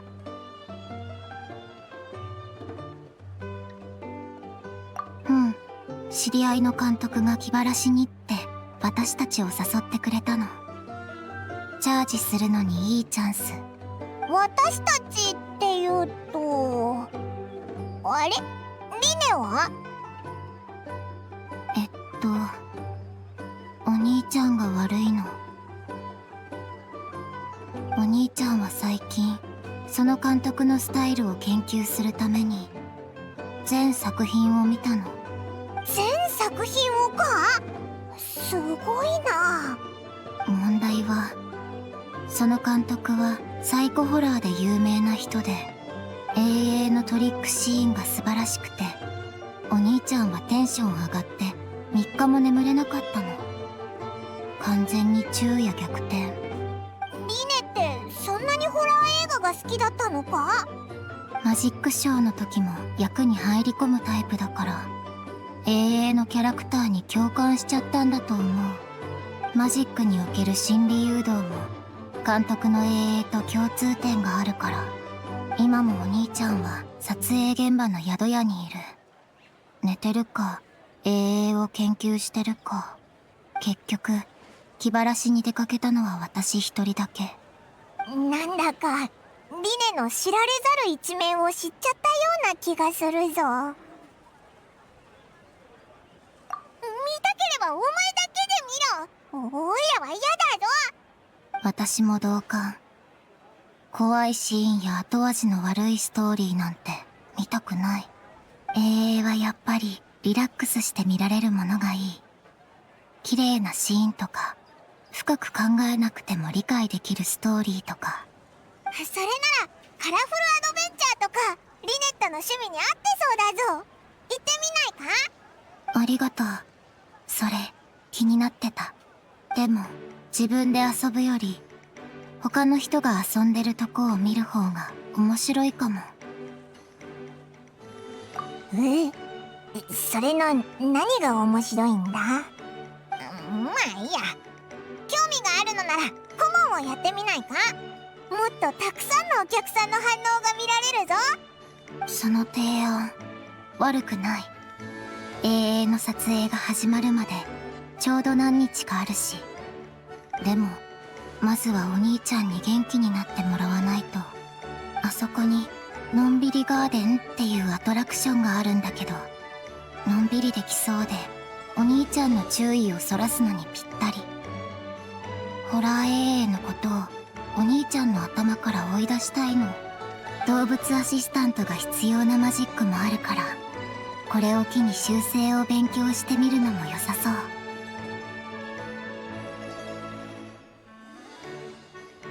おお、いい考えだな。リネがいればシュバルマラン AA ランドの人気もまだまだ上がりそうだぞ。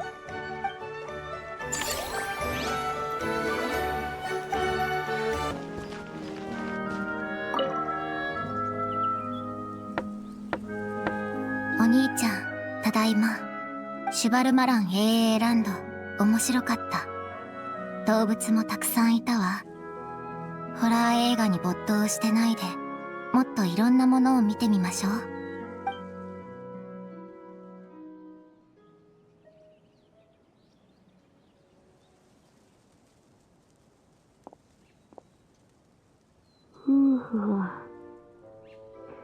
それならよかった。でも今の僕の最優先事項はコンディションを整えてマジックエイエイの撮影を無事終わらせることだ。動物アシスタントのことは一旦置いておくよ。もうちょっと寝かせて。ダメだ。目をつぶったらトリックのシーンが浮かんでくる。でも眠い。眠れないけど起きるのも無理だ。そうだぞリネ。気分転換したら変なことも考えずに済むぜ。待って、旅人とパイモンもいたのかい？二人は AA ランドの責任者だから。私もあるアトラクションの顧問になろうと思ってる。それなら僕も行かないとね。二人の友達を応援するためにも。ちょっと待ってて、身だしなみを整えてくるから。やっぱりお兄ちゃんにとって旅人の優先順位は最高レベル。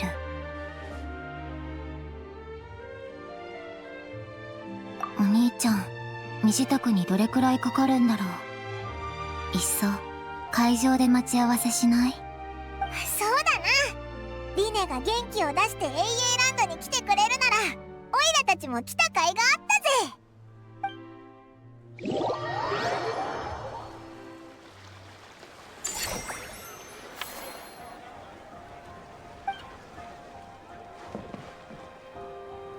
After all that... Novelette sent someone to contact us this morning! That must mean there's been some progress! No time to waste! Let's head out!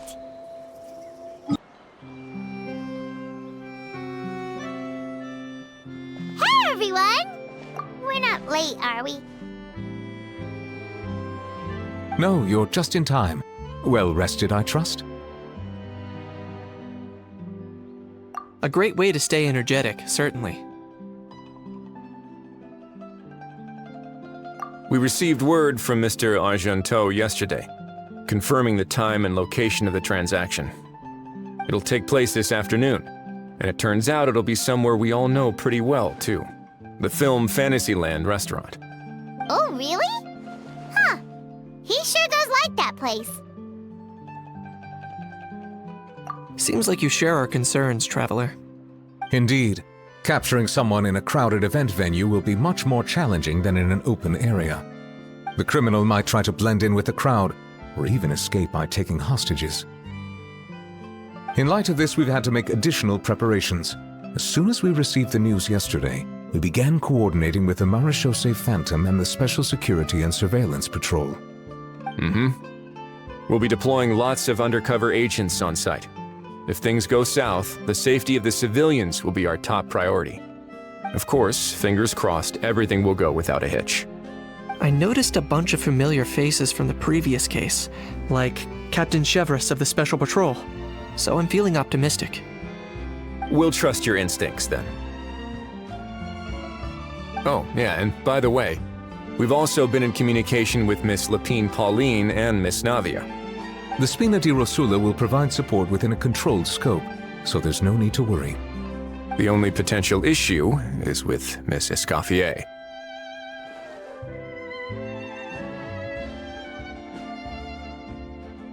You know what? That might not be such a bad idea. Ahem. All right, no more jokes. Miss Escoffier has made it clear that she doesn't want her restaurant to suffer any losses as a result of this operation. But, well, I have a feeling things might not go quite as smoothly as she hopes. To be honest, we shouldn't have dragged you into this in the first place, and it's caused you quite enough trouble already. The Fontanian authorities should be able to handle the rest from here. But still, I'm guessing you'd like to see how it all turns out. Well then, feel free to head down to the scene, but just stay alert and play it by ear. You won't necessarily have to do anything. Unless things go pear-shaped, of course. I'll do my best to ensure that things don't escalate to that point. Of course. There are still a lot of unanswered questions, but our intel so far indicates that the culprit's from Natlan. Plus, I'm already a witness in this case. Might as well see this thing through to the end. That's the Kenichi we know and love!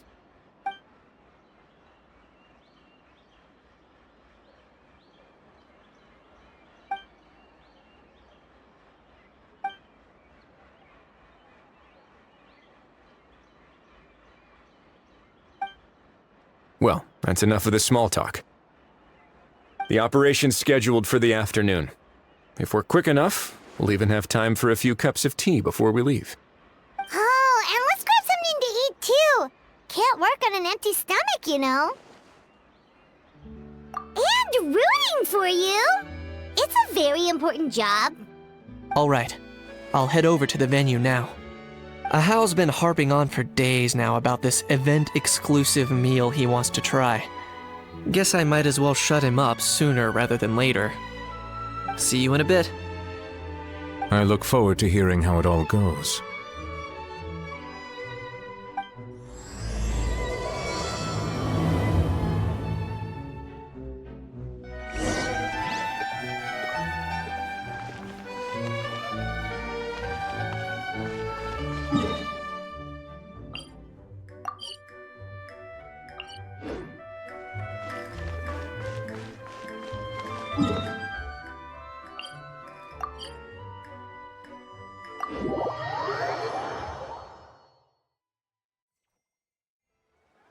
This beach seems to be getting livelier by the day.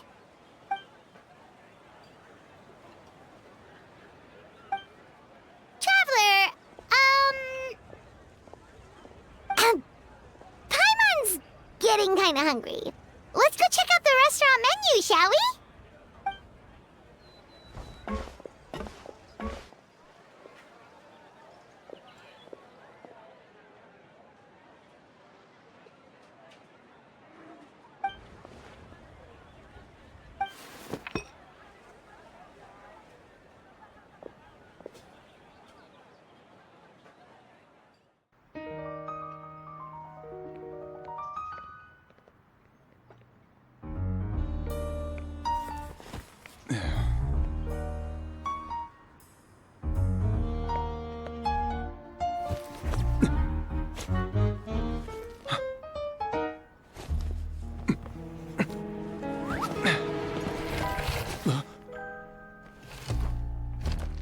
Your friend thought you might be thirsty.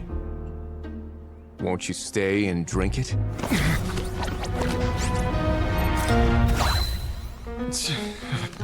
I tend to steer clear of drinks left out in the open.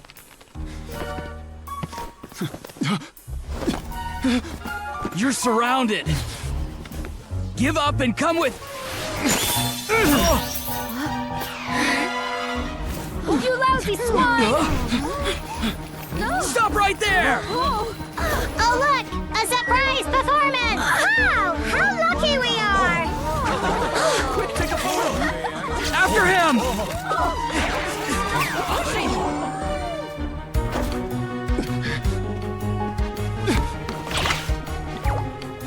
Sorry, my guy. Unlicensed and illegally docked. This boat's not going anywhere.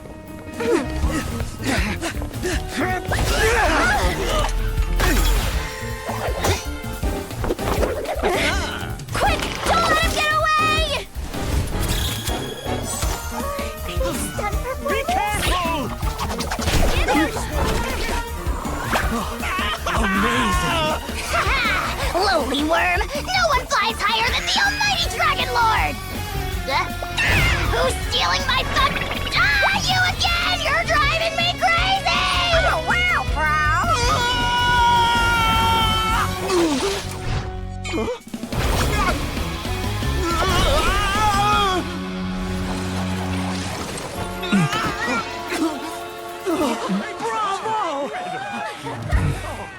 All right, that's a wrap.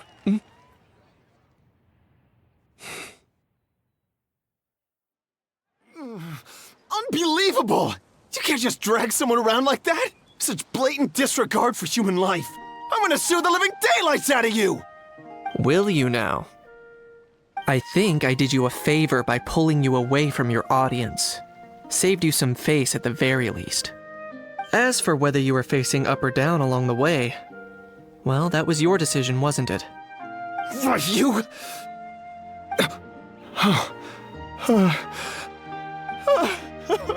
All right, I admit it. I was in the wrong. Oh, of course I know the difference between right and wrong, but I had no choice.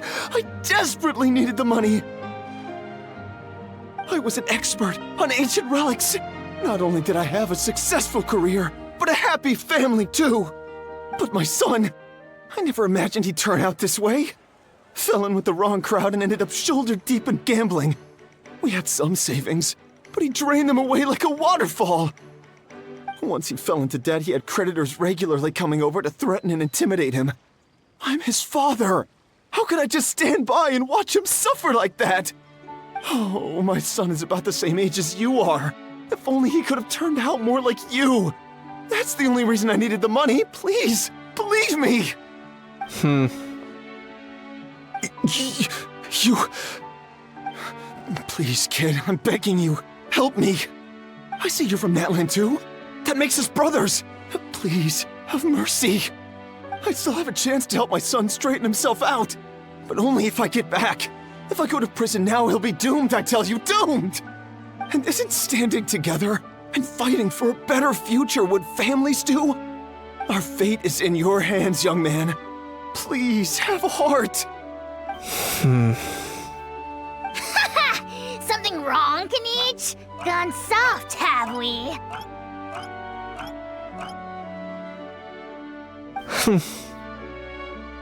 I don't believe a word you say. Wriothesley had you just about figured out. You're a gambler. Pure and simple. A gambler? Me? Nonsense! I told you, it's my son! First of all, are you really from Natlan? You've been keeping tabs on the gun's whereabouts this whole time. You should have recognized at least one familiar face by now. On top of that, the way you threatened to sue me? Spoken like a true Fontanian, if you ask me. Huh? What kind of logic is that? I can't explain.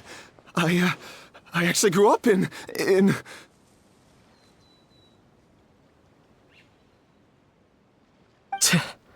I don't want to hear another word. Ahau, here's your chance. Shut someone else up for once. The moment I've been waiting for. Eat this, scumbag! Being a compulsive liar is one of the hallmarks of a die-hard gambler. I bet you're just a Fontanian pretending to be from Natlan. Even if you have any friends or family to speak of, I'm guessing they've long since cut all ties with you. And you have your depraved ways to thank for that. Of course, I might be wrong.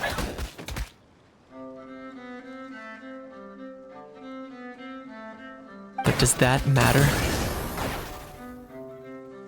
I'm just here to arrest you. If you're looking for an advocate or a shoulder to cry on, you're out of luck. Besides, prying the truth out of you is exactly what your beloved courts are for. Isn't that right?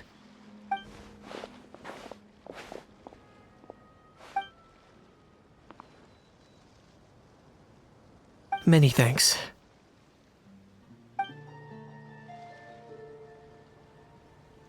And me? What about me? So rude. You should be bowing down in gratitude to the almighty Dragon Lord.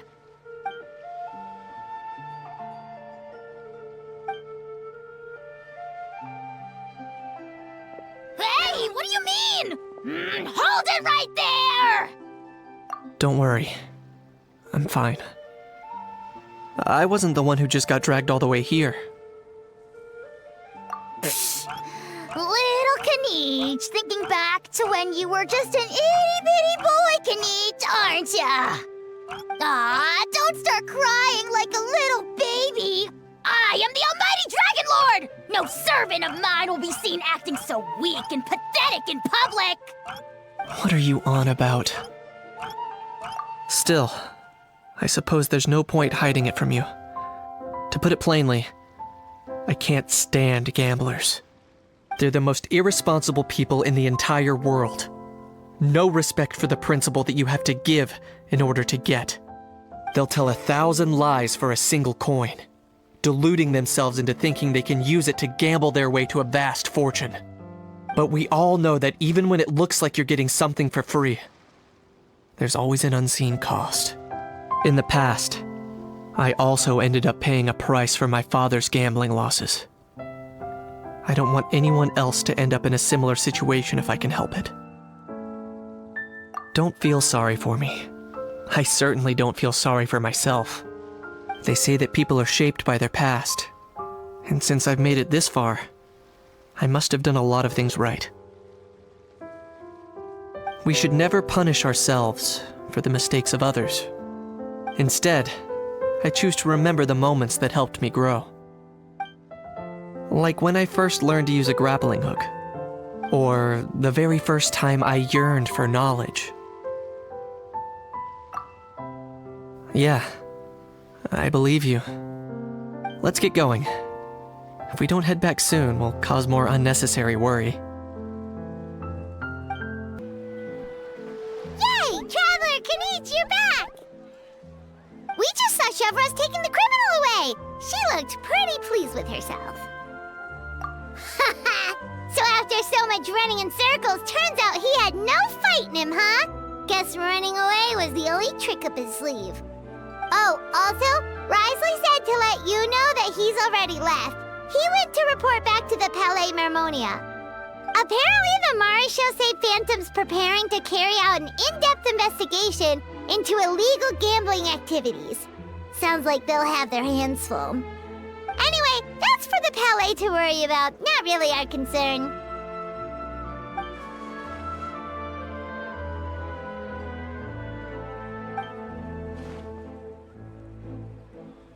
Hey, it's not like you to give up so easily, Charlotte.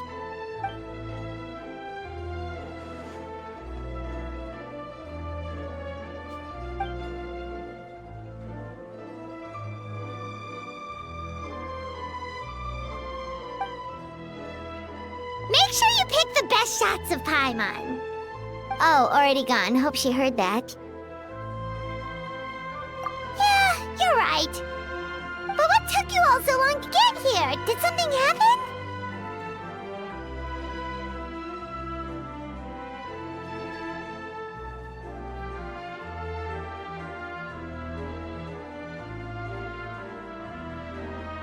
What? Rumors and slander! When have I, the almighty Dragon Lord, Gahulahau, ever sunk to such sniveling? Often, actually.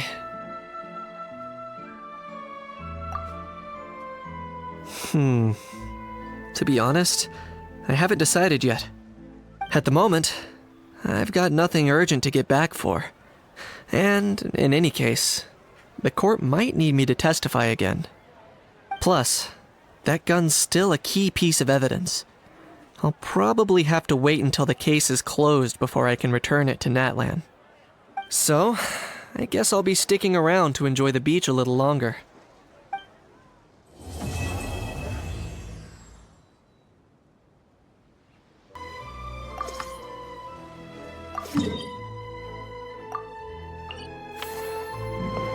もしかして逆にやりすぎ？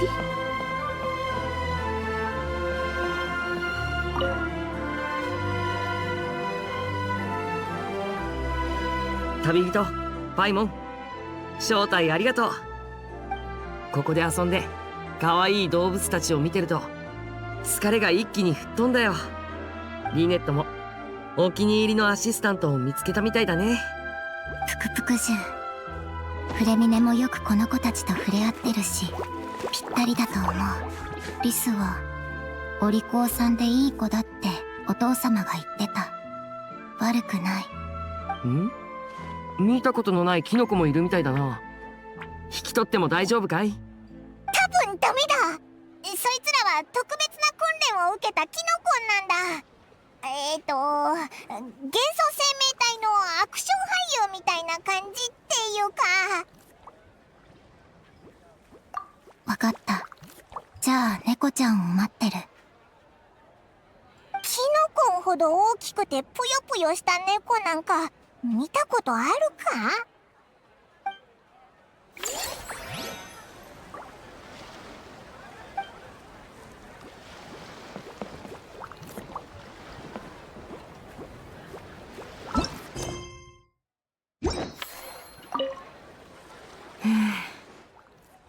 のんびりしてる動物たちを見てるのは確かにいい気分転換だな。他のアトラクションも悪くない。そうだ、動く舞台をテーマにした参加型マジックなんてどうだろう。撮影が終わったら早速準備してみよう。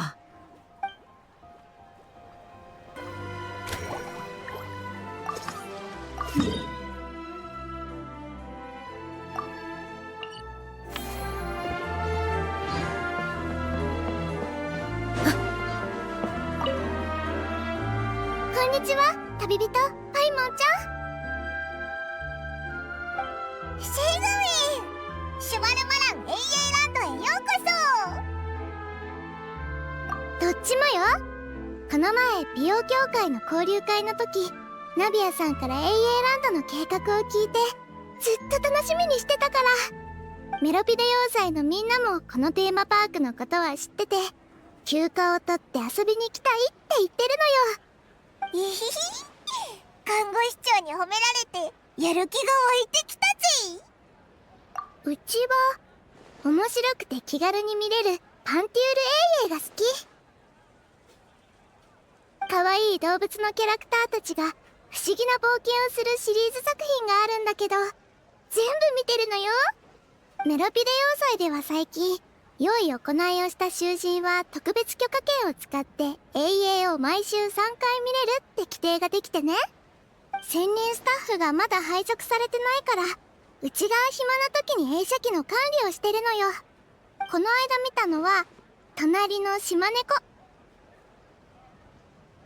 それから有名な猫とネズミシリーズとか。何百話もあってとても長いけど、みんな何度も繰り返し見るくらい気に入ってるのよ。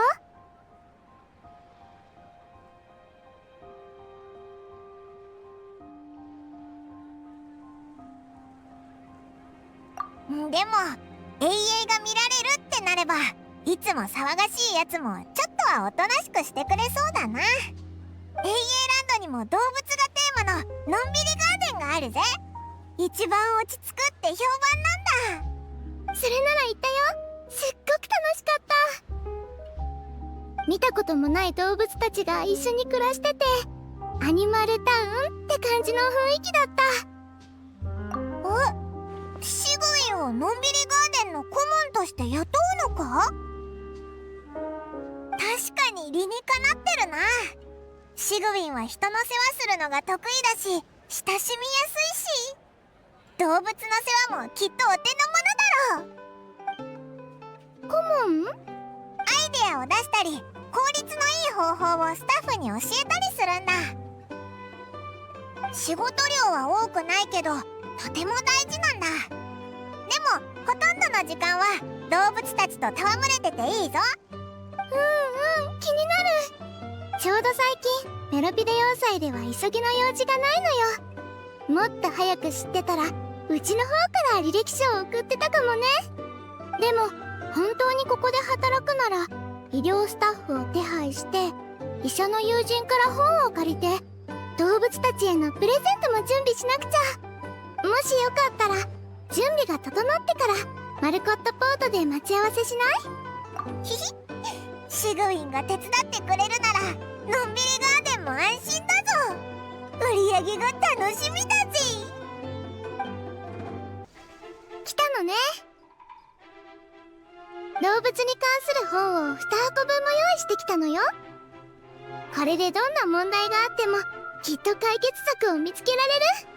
隊長どころか全部読んだら動物たちと意思疎通できるようになりそうだな。待ってください、看護師長。やっと見つけました。実は3日分の食事を貯めて永遠に出てくる不思議なマウスフードを再現した囚人がいて、ひどい食中毒なんです。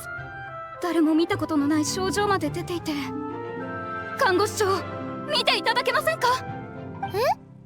永遠を真に受けちゃダメだってあんなに念を押したのに。ここまで追いかけてくるなんてよほど深刻なのね。ごめんなさい。うちの荷物を永遠ランドまで運んでおいてもらえないかしら。君たちが来る前にのんびりガーデンで起こりうる状況についてアドバイスを書いておいたの。のんびりガーデンのスタッフさんに渡しておいて。すぐ役に立つと思うから。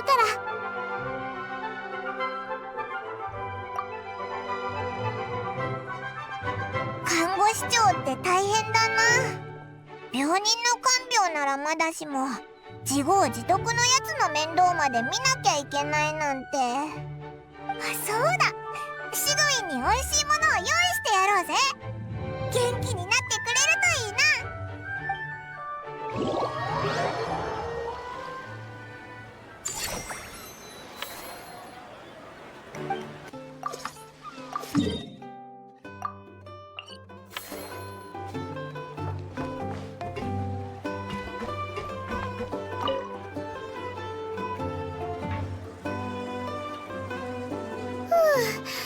やっと解決した。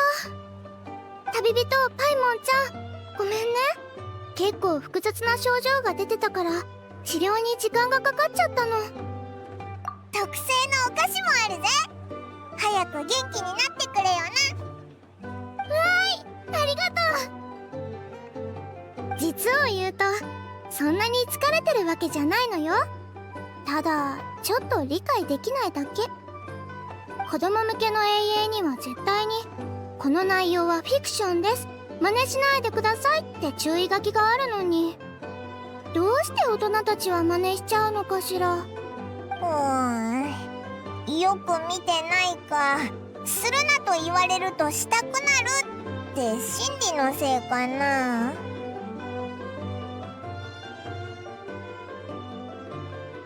深掘りすると終わりそうにない話題ね。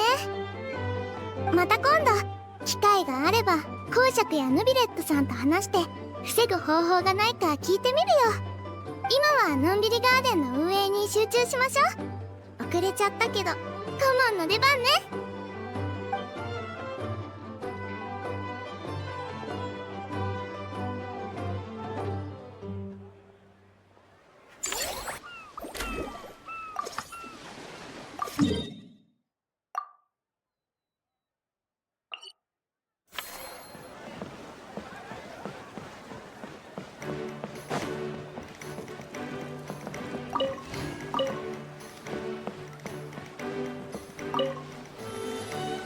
よ、旅人パイモン。こんなとこで会うなんて奇遇だな。リシオ？おいらもここで会えるなんて思わなかったぞ。今回は半々でな。この間至高の領袖の仲間たちとフォンテーヌのアドベンチャー永遠の撮影に参加したんだけどな。永遠の評判がなかなかのものだったから、このイベントの情報を耳にした監督は真っ先に私らを呼んでくれたんだ。観客のためにわざわざ永遠の背景セットまで再現したらしいぜ。フォンテーヌ人にとっては確かに珍しい景色だもんな。私か。あははは。残念ながら役に入り込みすぎて撮影スタジオをめちゃくちゃにしたから雑用係になっちまったんだ。戦闘シーンはリアルであればあるほどパンチが力強いほどいいんじゃないのか。撮影チームの予算が厳しくてな。それ以上リテイクしてたらスタジオが完全にダメになって破産してた。それに一番腕の立つ役者シャムシール使いのおっさんも私の相手にはならなかったしな。いや、その人は悪役でな。主人公の前でソードダンスをするんだ。いつもの展開だと2人はすごいアクションを繰り広げるんだが、主演のやつが一日忙しかったらしくてな。腹が減って急いで終わらせたいがためにアドリブで銃を使ってサクッと倒したんだ。監督は熟考の末にこのシーンを残したんだが、思いのほか反響が良くてな。シャムシール使いのおっさんも今や有名な AA スターだ。後でおっさんのサイン会があって私も手伝うことになってたけど、せっかくあんたらに会えたしいっそ休ませてもらうか。一緒に飲みに行かねえか。いいのかよ。もともとできたら行くって約束だったから連絡さえちゃんとすれば大丈夫だ。こんな異国で旅人やパイモンに会えるなんてすごいサプライズだしな。南東方向の海岸にザ・ラスティラダーって酒場があるって聞いた。そこで落ち合おうぜ。Earlier on, that lady with the pink hair took a picture of a Hao and Kakuku together. You sound a little disappointed. Were you hoping to be in it too? I was at first. But after seeing how awkward a Hao looked, I figured I wouldn't really fit in. And you didn't think of sharing this any sooner? I'd have cuddled your neck and smiled for the camera! Anything to get out of being in the same frame as that thing! Really? Well, no worries, you still can. Come here, give us a hug. I hope your face is ready, because it's about to get flame roasted! I got your back, bro!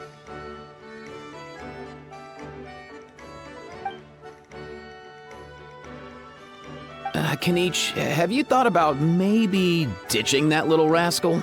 Leaving him here for good when you leave? I have.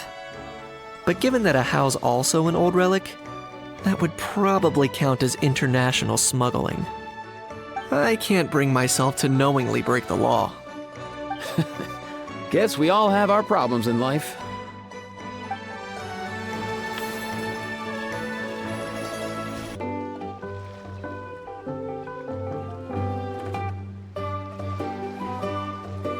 Shita. サンライズ・イン・ザ・フォグを注文しておいたぞ。バブルオレンジのジュースがベースで、ロマリタイムフラワーとサウマラタハスのエキスが入ってる。パイモンには雲の上のソムノロンス、有印炭素のミルクティーでフォームミルクとアイシングクリームが乗ってる。どっちも美味しそうだぞ。初めて来たのに詳しいんだな。飲み物の名前ちんぷんかんぷんだったぞ。あたしらの業界じゃ知らないものに慣れて新しい環境にさっさと溶け込まなきゃならないからな。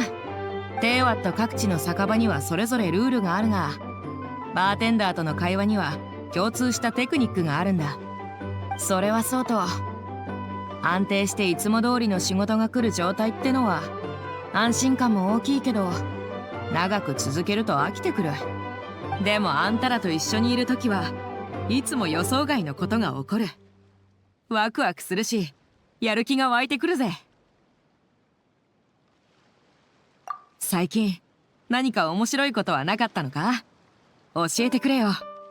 どこから話せばいいんだろうな。よく考えてみると大変なことばっかり起きてたよな。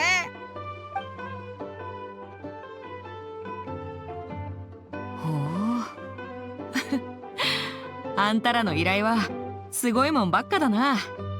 傭兵なら一仕事で商人の半年分の収入が手に入ってたぜ。なあ、あんたも傭兵として依頼を受けてみねえか？至高の領主はたまにとんでもねえ依頼を受けることがあるんだ。あんたがいたら他の奴らに任せる必要もない。おいらたちも傭兵になれるのか？別にいいじゃねえか。あんたはモンドの栄誉騎士でもあるんだろ。身分が増えればチャンスも増える。好都合じゃねえか。それにあんたらほどの実力があればどんな任務が来たって困らないだろ。受けたければ受けりゃいいし、嫌なら好きに断ればいいさ。確かに一理あるな。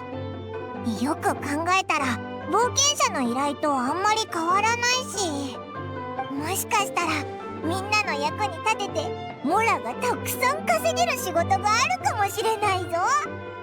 デシアの知り合いのエルマイト旅団とも仲良くなれるしな。よし、それじゃあみんなと話して報酬のいい綺麗な仕事を紹介してやるよ。詳しい担当エリアも決めないとな。帰ったら話をつけてくるぜ。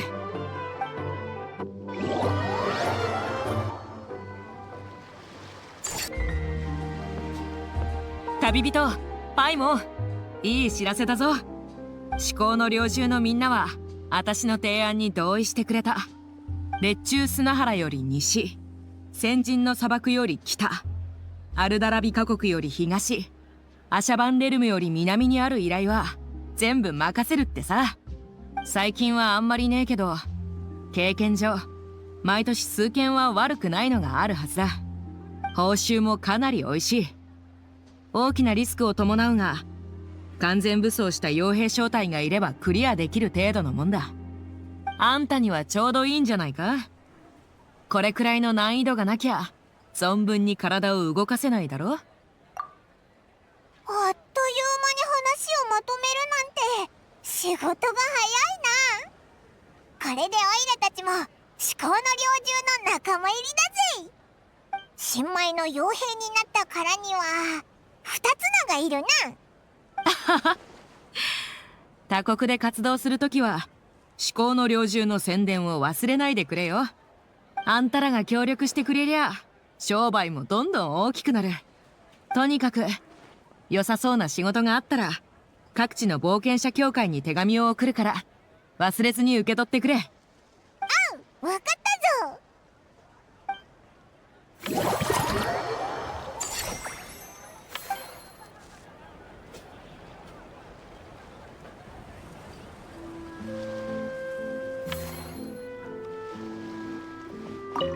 こうやってのんびりできるのは久しぶりだな。フォンテーヌの空気って乾燥してないんだな。ポカポカで寝ちまいそうだ。た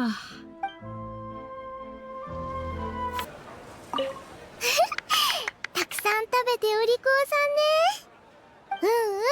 みんないい子だからやんちゃしないで。一緒に楽しくすくすく育つのよ。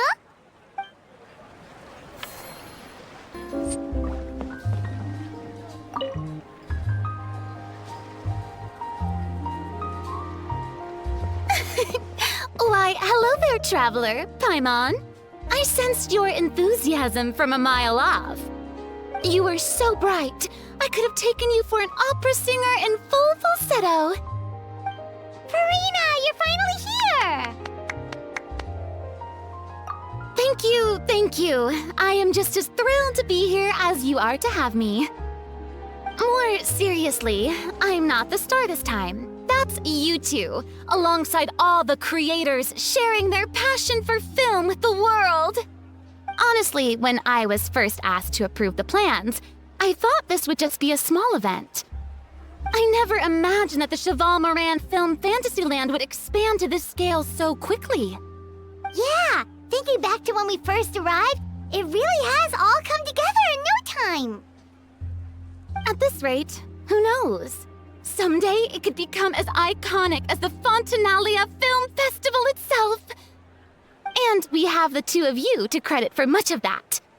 I've suggested to several renowned directors that we award you the title Pioneers of the Film Industry. In contrast to the Farina Award, which is more of a public honor, this title is a mark of true recognition from within the industry itself, a reflection of both outstanding achievement and hard work. Wow, even you're getting serious now. Come now, no need for any of that. Just relax and enjoy the moment. Speaking of which, I've actually been preparing a little survey. How about we randomly select some visitors to give us feedback about the park? Did Paimon hear that right? Farina carrying out a customer satisfaction survey? Well, given that it bears the name of my dear friend Surintendant Cheval Moran, isn't it only natural that I conduct a bit of research on her behalf? Besides, the more famous a star becomes, the more important it is to stay in touch with reality, no? Plus, it's amazing how much you learn just by listening to other people's take on films. Paimon always assumed celebrities just get their assistants to handle everything for them, but it sounds like it's actually pretty hard work. Then again, maybe Farina's just an outlier.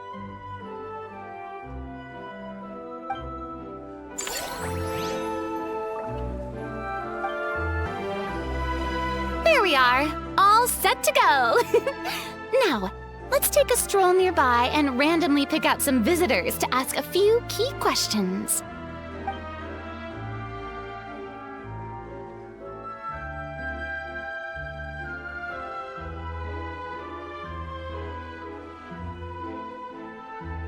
These suggestions are surprisingly detailed. Choosing film prototypes, recreating the scene cutting process, budget management for costumes, makeup, and set design? Oh, Paimon's head is spinning. Why is everyone so professional? Also, nearly every single person we spoke to said they wanted to see Lady Farina perform. Your popularity is off the charts! To tell you the truth, I've no plans to perform this time around. Any star worth their salt knows their role. When I take center stage, all the spotlights are on me, and rightly so. But as a guest, I should step back and let others shine. So instead of performing myself, I'd prefer to support you from behind the scenes. Perhaps as a consultant for one of your attractions, for instance? Hey, that's right! Movie Masterpieces is all about film expertise. There really would be no better candidate than you! Oh, wonderful! Then I shall give this role my very heart and soul. Once I've had a moment to prepare, we can meet up for a slice of gâteau from my pâtissière suprême before we get started.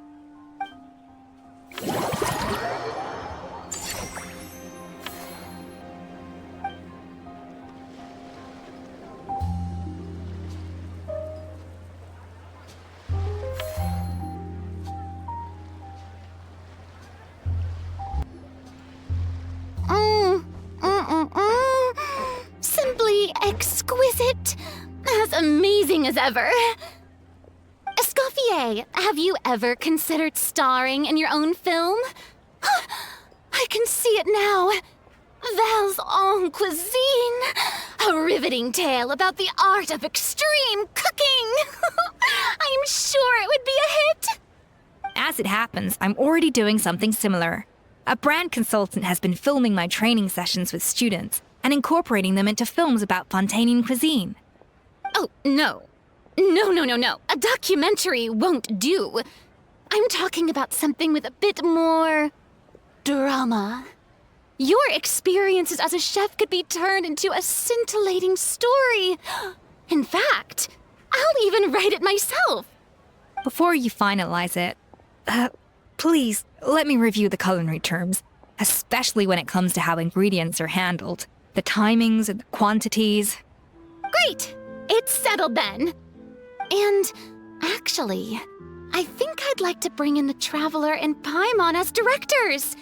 Something tells me that the three of you working together would really get the creative sparks flying.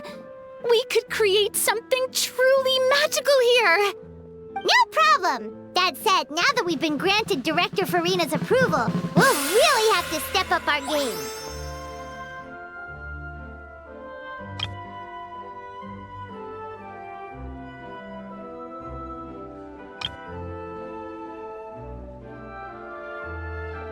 Excellent. I believe in you both. The gâteau was sublime as ever, Escoffier. Now, about time we got to work.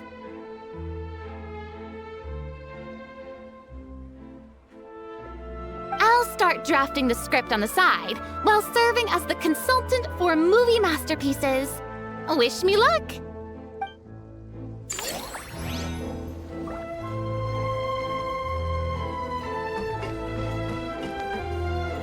A truly great adaptation must capture a film's core themes and seek to convey the inspiration that lies behind them. The three attractions are certainly all up to par, and I trust that you'll be able to make them better still. To enhance our film's aesthetic, I'd recommend a few classics for you to familiarize yourself with. Or, if you have the time, maybe we could watch them together?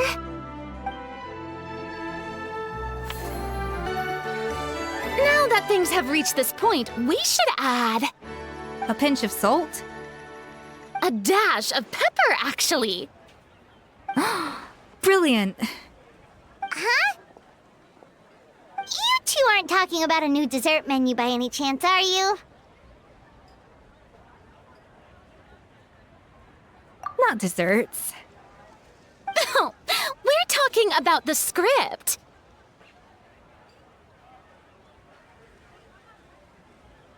Oh, my dear partner, photographer, rookie director. Our creativity must keep up with the overflowing enthusiasm of our fans. There's no room for dull scripts on my stage. Plot twists should strike the audience like a cloud of pepper, leaving them sneezing in surprise. Achoo! The same logic applies in catering. I once heard Miss Emily mention that pepper could be used in perfumes. Perhaps I could find a way to make it work in desserts too. A peppery kick to complement the delicate sweetness of cream, perhaps. Wow, the two of them seem to be working together so well.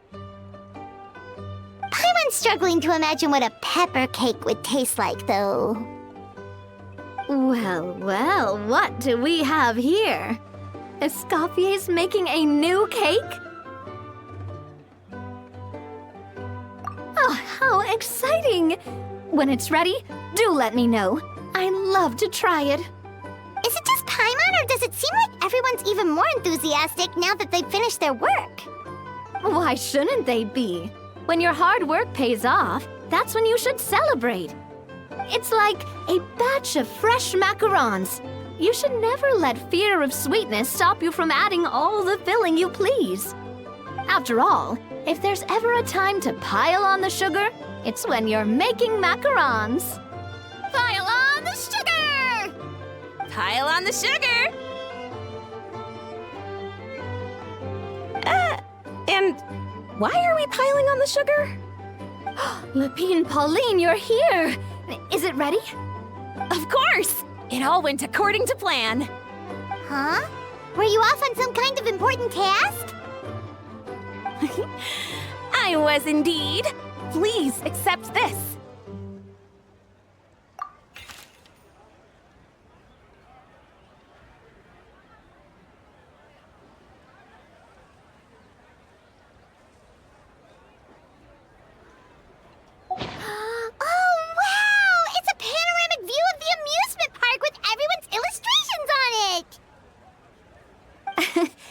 Since the film Fantasyland has been such a success, we decided to create a unique souvenir to remember it by. We built this park together brick by brick, so we decided we'd all contribute to drawing this map together too. To be fair, it was mostly thanks to Miss Lapine Pauline. She's our expert when it comes to drawing after all. But we all did our best to leave our own marks too. That's right! And on top of that, Traveler, I'm offering you a most special privilege. You get to add a mustache to my portrait!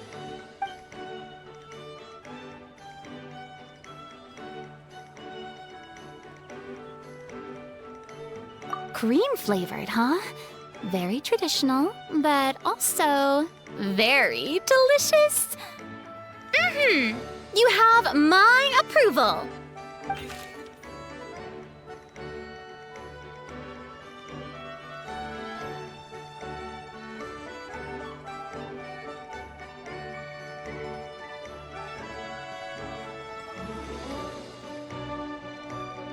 All right then. Now that you're the proud owner of this commemorative map, you can draw as many different flavored mustaches on it as you like. Sounds like a pretty tasty map. We'll look after it well. Great! Your satisfaction is our #1 priority. Everything's all in order. Now it's time to relax. Forget about work and just enjoy the park.